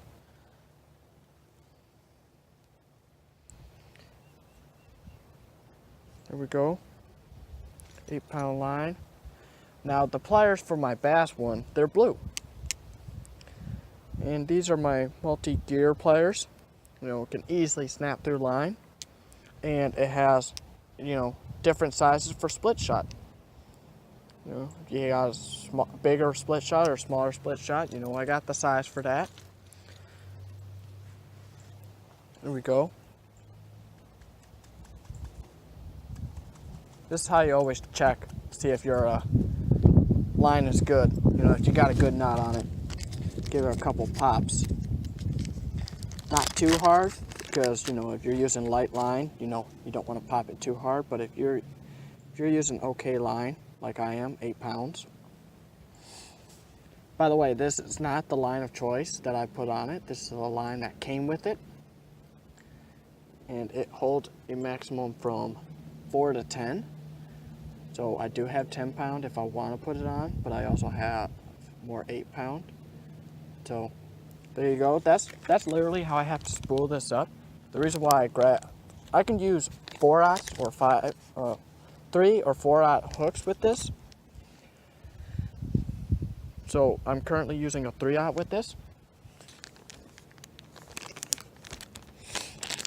warning, cancer and reproductive harm. So don't try to eat this because it can give you cancer and it can mess up your reproductive organs, which varies for guy and girl about how bad of harm it can do. A turtle is currently rising right in front of me. Look at this. Look at that turtle. Look at that turtle. Boy. And he's gone. Okay. Using the white swim bait to see if I can catch any fish. Gotta let it sink a little bit. Here we go.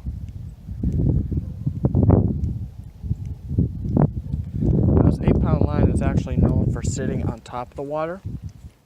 It ain't the line that normally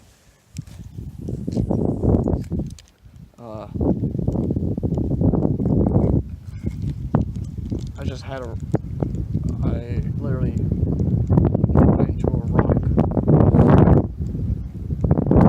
Messed up my swim bait, I'm pretty sure. Yep, it did. It did, just slightly. Shifted it. Shifted it. There we go. We're all set. We're all set, ready to go. Oh. Perfect. Just let it sink a little bit. Roll reel. Normally a swim bait is killer. Same thing with the fluke. Swim baits and flukes. They're killer during the summertime, especially during warmer water, warmer months. And if you can do it right, you can use a swim bait and a fluke early in the morning. Instead of using a popper or a frog, you can throw a swim bait. If you plan on using a swim bait throughout the whole day, go ahead, start at 5 or 6 in the morning, right before the sun comes up. Depends on where you are. Unless your mornings are a little cooler, then you can't truly start the day using top water.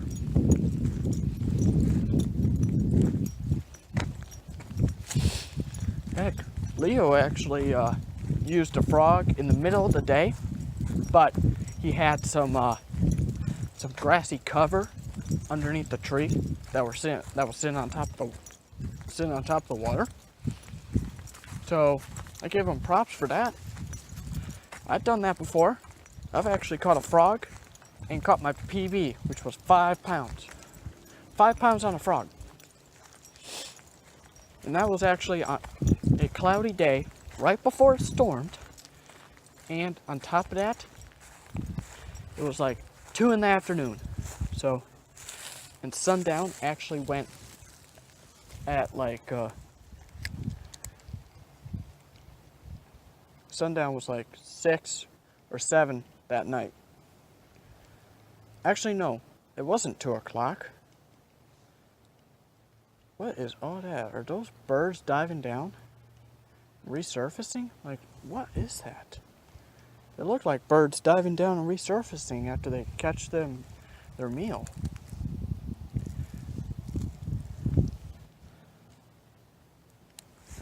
What?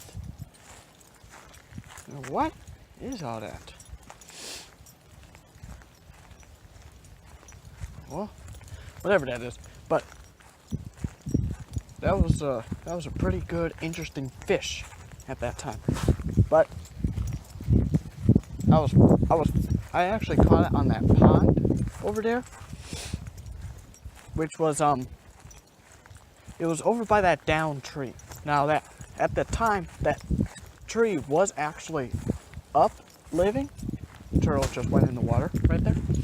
It was actually up living, sitting upright, and then we had a heavy storm. Big, strong, powerful storm. It literally knocked that tree over. The wind and the force of everything actually pushed that tree over. So sadly we lost the tree. But the bluegills went away for a while because they didn't have all their safety. Now there was something that could ambush them. And a big bass was in there. So I didn't know it because it took me like 8 casts before I actually caught him. I was actually about to give up, which shows never give up.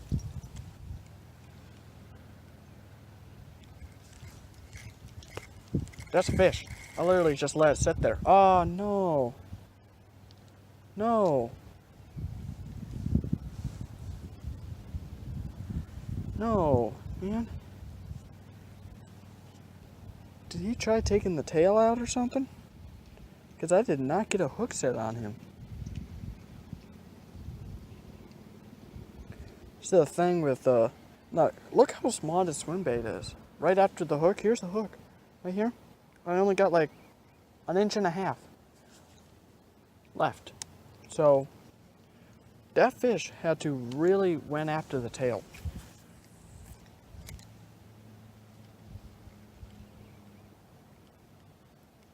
Now I can slow roll the swim bait if I wanted to, which I'm currently doing that.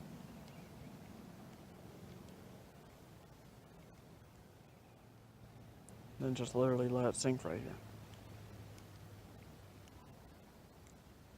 Look, now it's calm. The wind died down. Everything's calm now.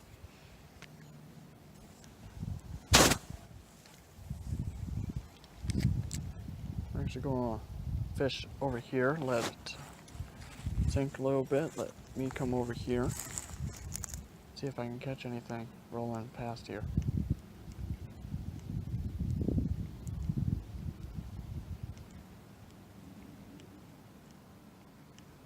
This is actually not the clearest water, but it is some pretty dang good water. Let me see if I can give me a good cast over here. Let it come down here. Let it swim. Once I feel a tug. Oh wow. Okay, there we go. Once I feel a tug, I'm going to really have to like yank it right into that bush. Literally was going to be yanking it right into that bush there. Oh, that's perfect. That's perfect. I don't know how I didn't get that fish. I honestly don't. Usually the swim bait kills in this whole region. You know, literally in this part of the lake, it kills. So I don't know how I didn't catch that fish, because all I did was just let it sit there, and then I tried reeling, felt a little tug, so then I literally wanted to make sure I had the hook set.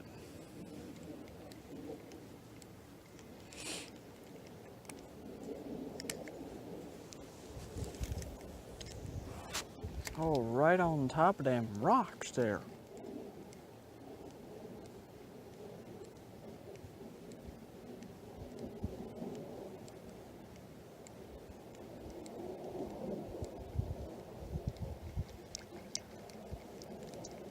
I want to get like right underneath that tree though.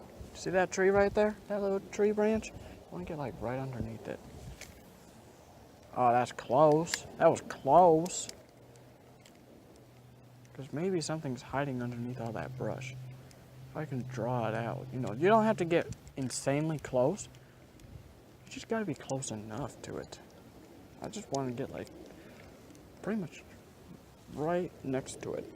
Like I did, but just slightly more to the left. Perfect, except now I'm on the other side of the tree branch. Now I gotta bring it up.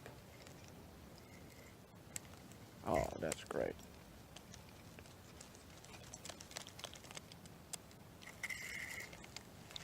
Yep, see?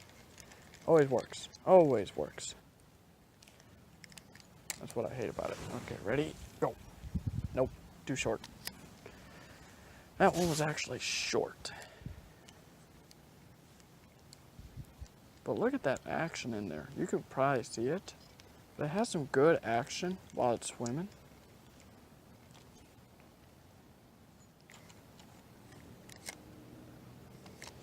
We'll go up to give it a slight cast out front. Let it sit a little bit, you know, let the line relax, and then we're going to reel. We're going to see if we can catch anything out front, in front of us, literally, right out in front of us. Because there is a, you got this down branch here, then you got a down branch out front, and I'm literally doing like a retrieve, pause. Sometimes, if you do a constant retrieve, you tend to catch fish, but I'm doing a retrieve pause to see if, you retrieve it and you pause it. Because, if they're on beds, they're going to look at it and go, what is this thing doing? So, you do like a retrieve pause thing. And they just look at it weird. Now, it slid down the hook, so, that tends to happen a lot. But not only does it swim, it's supposed to give a vibration because it has that little sequence to do that. So let's go ahead and give me another cast over here, and then I'll move on down a little bit. I'll literally move on down a little bit. Now I did have a good fish. I had an okay fish. I actually had two over here with this. So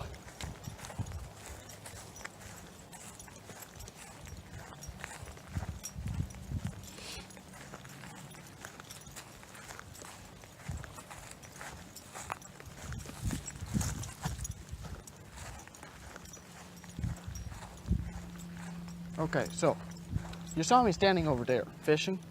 This time, I'm actually going to stand over here. Now, you can see the water level. You can see all of that, right? I don't know how clear it is for you guys. Let's see. Oh yeah, there's a glare though. There's a glare on the water. Sorry about that glare. Don't know how that's affecting it currently. But we're going to cast down here. Pretty long cast, and we're going to literally ride the whole coast. I'm going to try to see if I can ride the whole coast. All the way down. All the way down and catch a fish.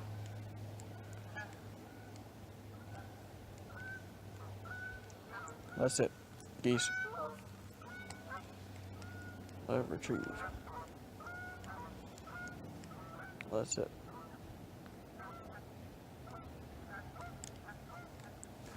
Bring it up. Okay. Now, I'm going to come over here now. Now, there's not much of a glare, but you can see it's nice and deep here. You got some good, steady structure. I'm going to cast over here. Now, I'm currently standing on a big rock. Kind of weird how I said that, rock. Standing on a rock. Now, it's currently after 3 o'clock, because how I know, there's a school bus right there. But it's currently after 3. I've been fishing for about maybe 2 hours. And if I don't catch anything here, that'll be the end of the video. But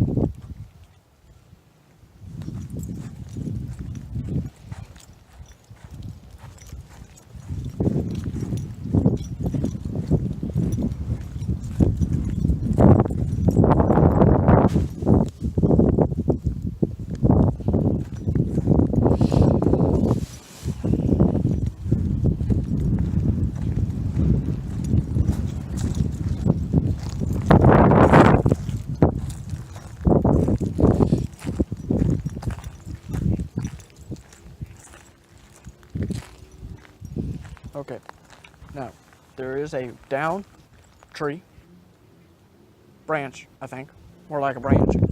Then we got like a actual down tree over here. So right here, this is all this part right here is man-made. It used to be a like a drawbridge gate thing, literally close off the whole creek area. Sadly, I should have brought bobber and stuff because I could have caught some fish out of that creek there and put them back over here.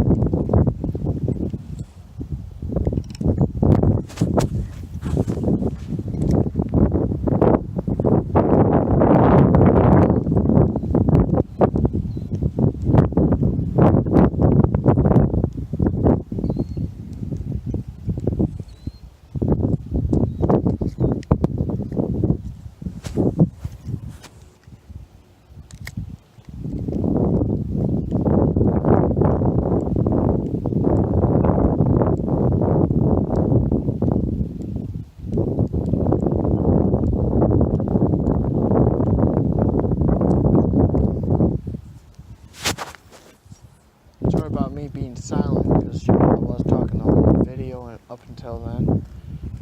But I'm trying to actually catch something now. Because I ain't actually catch anything for the whole time I've been over here at the lake. Yeah, I've caught stuff at the pond, but I ain't catch anything at the lake. Like the whole time. I had 2 misses. 2 misses. I ain't catch anything. Literally ain't catching nothing. Yeah, I still ain't catching anything.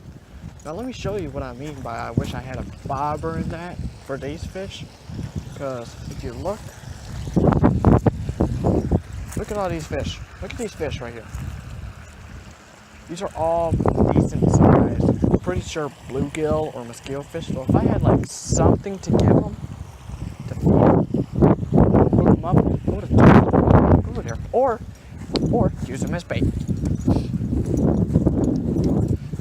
But like Leo said, we're going to he's going to do a video like that later on his channel. So stay recent on his channel. You'll be able to see it. Oh, there's a big wall.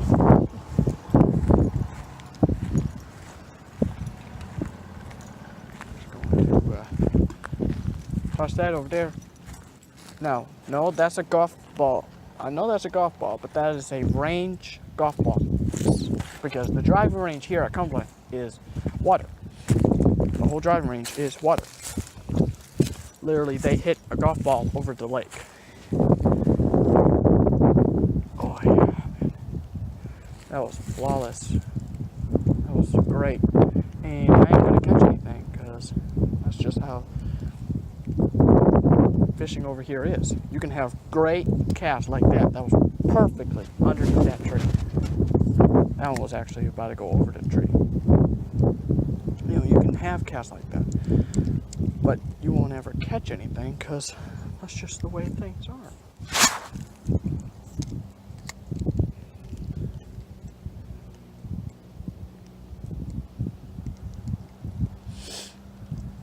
It just gets really windy all of a sudden. Like, seriously. Just really, really freaking windy. What is doing, man? Wow.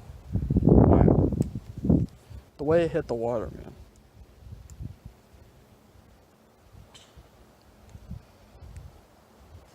Here we go.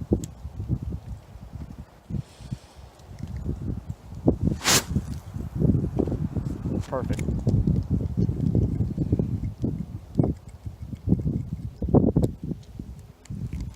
Of course.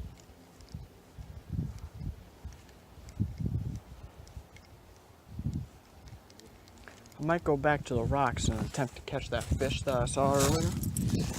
But first I'm going to adventure over to here. Pretty sure that right there was a turtle. Because there's a ripple. And I haven't seen a single bass over in this area, or near this area yet. Keep stepping on freaking twigs. Now, there's a bunch of structure all through here. Look at that giant log. Giant log. And then we got like bushes, a couple down branches from these trees here. There used to be a tree here. That's probably why all that's there. So we're actually, in a good area. We're actually in a good area. Really good area.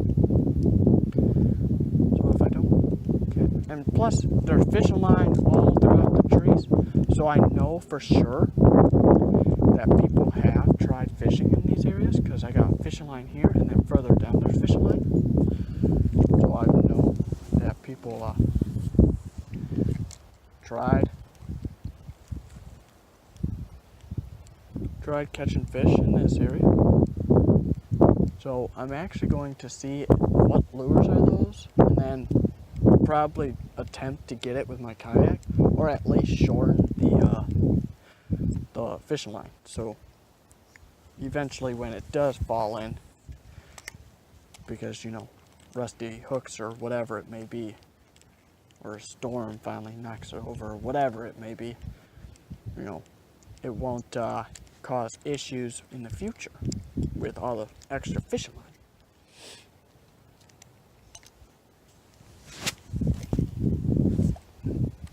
Use hashtag protect the environment in the comments if you agree with me on that whole thing. Try to get the fishing lures, or on top of that, or attempt to shorten the fishing line to when it falls in, it doesn't give you a big hassle. It's less line in the water, more protecting the fish and the rest of the ecosystem. Protects the turtles, protects fish, protects the birds.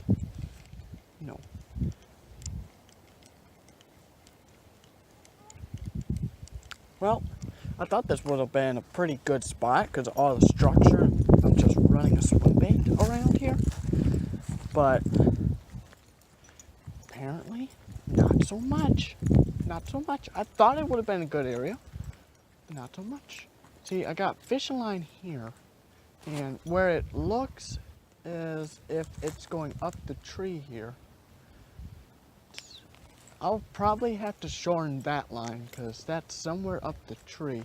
And this one is in the pine tree here, but I can't see it anymore. I can see it on that side, but I can't see it over here. So I'm guessing it's on this side of the tree. That one is currently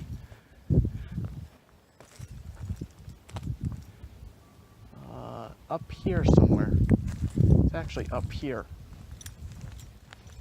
Now, on one of these trees over here, there is a swim bait.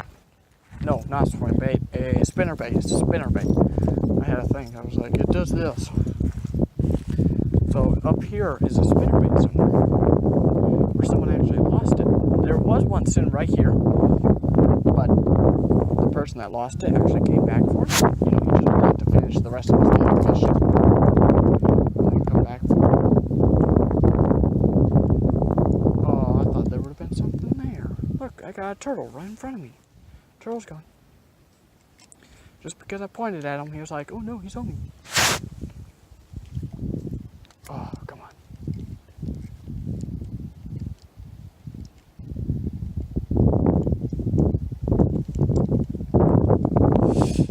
Maybe if I take one step over here, I can get more of a fling type toss. There we go. Look at that. I was right. Get more of a fling type toss. I still ain't gonna catch anything though, because that's just how the fish over here are. You can have perfect cast, you won't catch fish. You gotta have the worst cast ever in here. You know, you gotta get like stuck on a branch or something and then pops off in the water after you sit there and mess with it for like 10-15 minutes.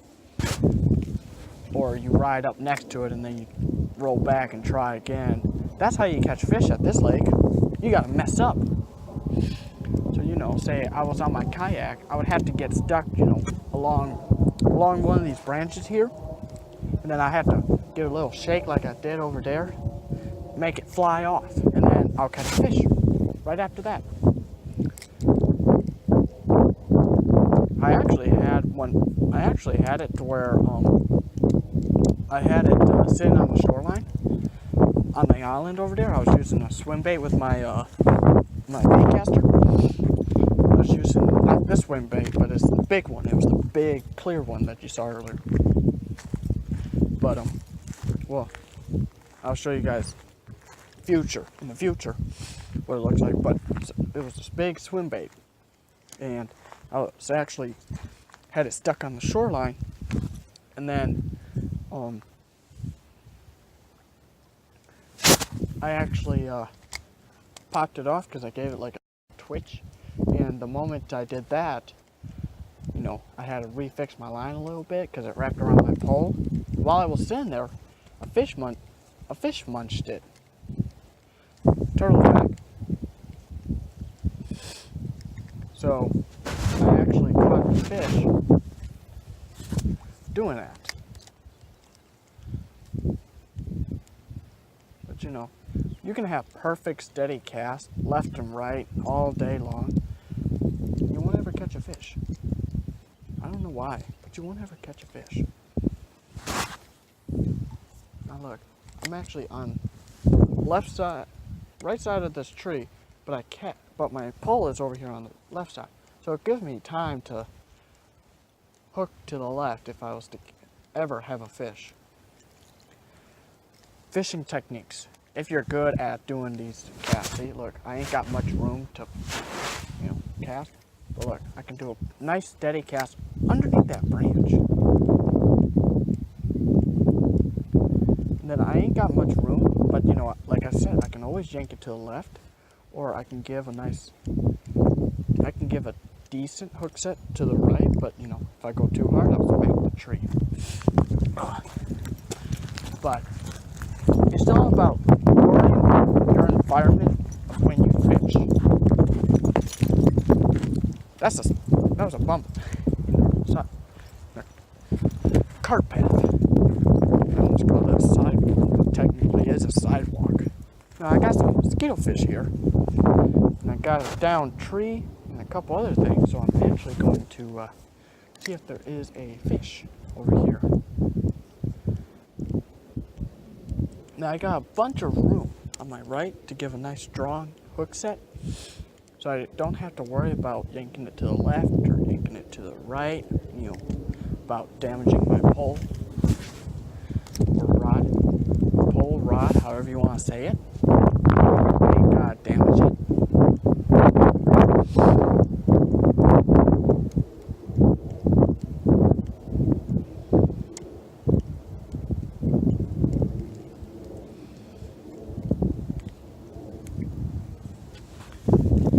You know,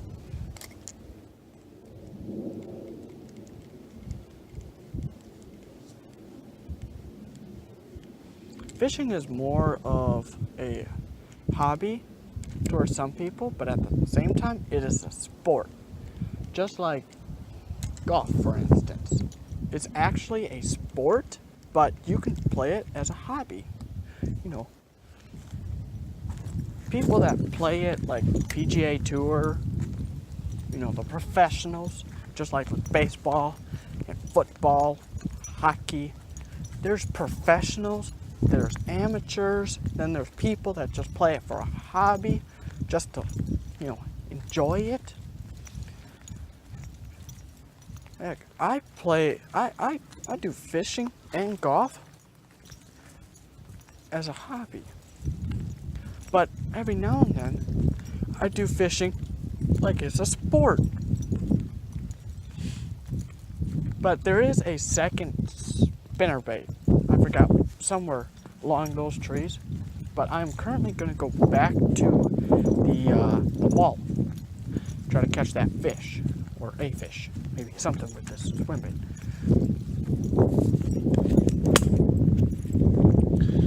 Currently have 18% left of battery. I'm on do not disturb and airplane mode. So literally going to do this little bit of fishing, and then that'll be it for me.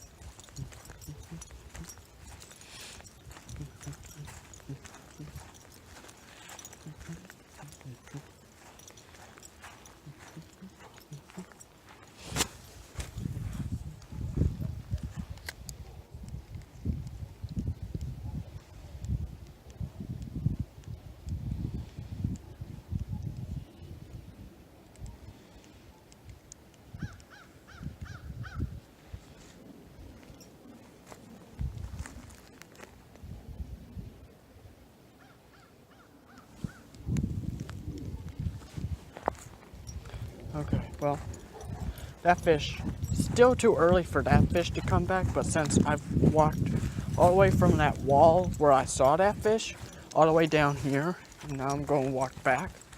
You know, it's been about 30 minutes, I would like to say. So maybe that fish has calmed down and came back. But you know, sometimes it's iffy. It's a big old iffy sometimes.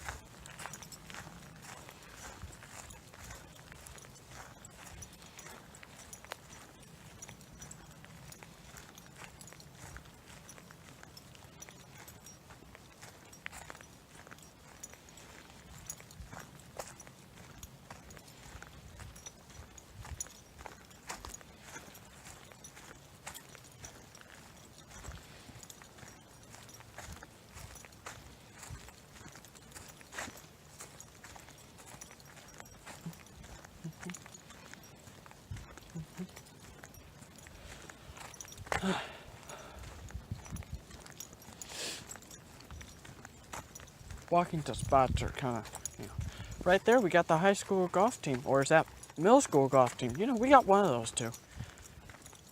But I actually was on the middle school and high school golf team all years, except senior year, because senior year I was like, you know what? Like half the seniors, they're like, I don't want to do nothing except, you know, for the football. I went to every single football game though. That was home. I didn't go to any away games. I didn't want to. But I went to every home game, especially homecoming. And heck, I actually got into those games for free. Because as long as you stayed at school and done some stuff, because homecoming and a couple of other games, you know, I was in the, at my school we have an FFA, which stands for Future Farmers of America. Wish I can put that on the screen for you, but we actually had cookouts and all that at the football games to help support FFA and help support the football team. You know, we did both. Mainly for FFA though, because we didn't truly care about football. To be honest, I don't care for football. I'm not a big football fan. So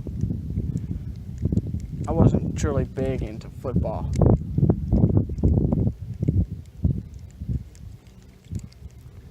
So far I ain't caught anything back over here. You notice the wind is drifting that way, so I'm casting like out here and it's drifting the swim bait lure to the rocks. And now I'm coasting like 1 foot off the wall, which is okay. You know, it's not the smartest thing, but it's okay. It's perfect. And today is actually one of my off days. And I also have an off day tomorrow, which I might do a little afternoon fishing because it's still cold. But, you know, today I might actually go get me, I might do a little shopping, go get me some fruit, go probably get me some more snacks. Because I can wait on snacks because I ain't running out. No. But, stop doing chips. Stop doing chips, man. Get some fruit. Look, got some high school people doing some golf. I think they're doing like practice match right now where they're doing like groups of 2. Usually when we play matches for golf, in high school or middle school, we do it in like groups of 4.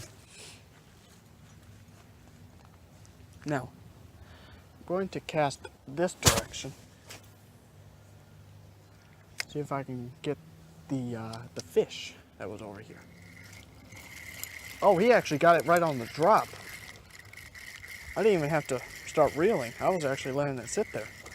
Oh, that's a good one. That's a good one. That's a good one. That's a good one. Oh, get up here. Get up here. Heck yeah. Oh. Oh my God. That's actually a good one.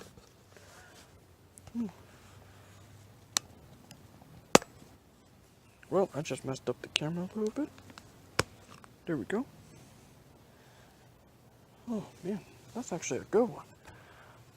Felt weight like I was stuck on a rock. Like, seriously.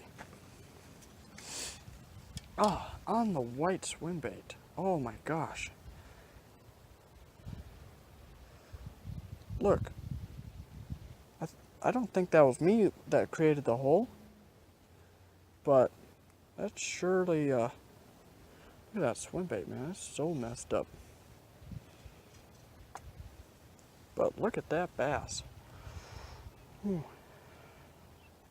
It's a good bass, a good sized fish. Pretty good. He has a hole on the side of his mouth, so I'm guessing he was caught before. But let's give a good release on him. I can't truly give a good release, so I'm gonna have to just drop him in. But I know where it starts getting deep, so I'm gonna aim out there. So there you go.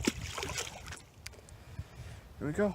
I gave him plenty of space to refocus, but that was the fish that I did have.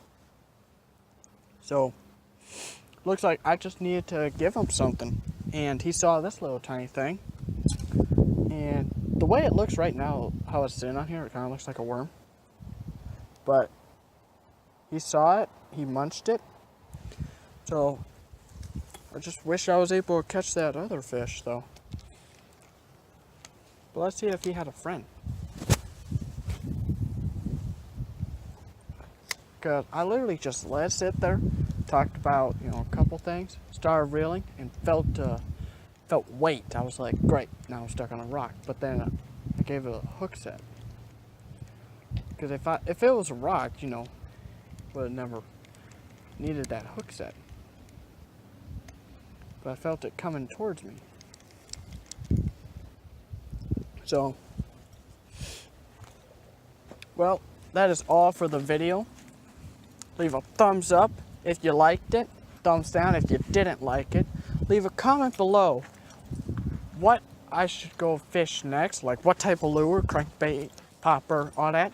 Now you saw me use 3 different lures in this video. You saw me use a tiny spoon. So I'm gonna use this baby right here, this nice white swim bait, and a pink fluke in honor of talking about Liu Sheng and trying to tell you guys how great of a person he is. And you guys should go check out his channel. It's literally called Extreme Philly Fishing. Now, the fishing part, that's common sense. That's what it stands for, fishing.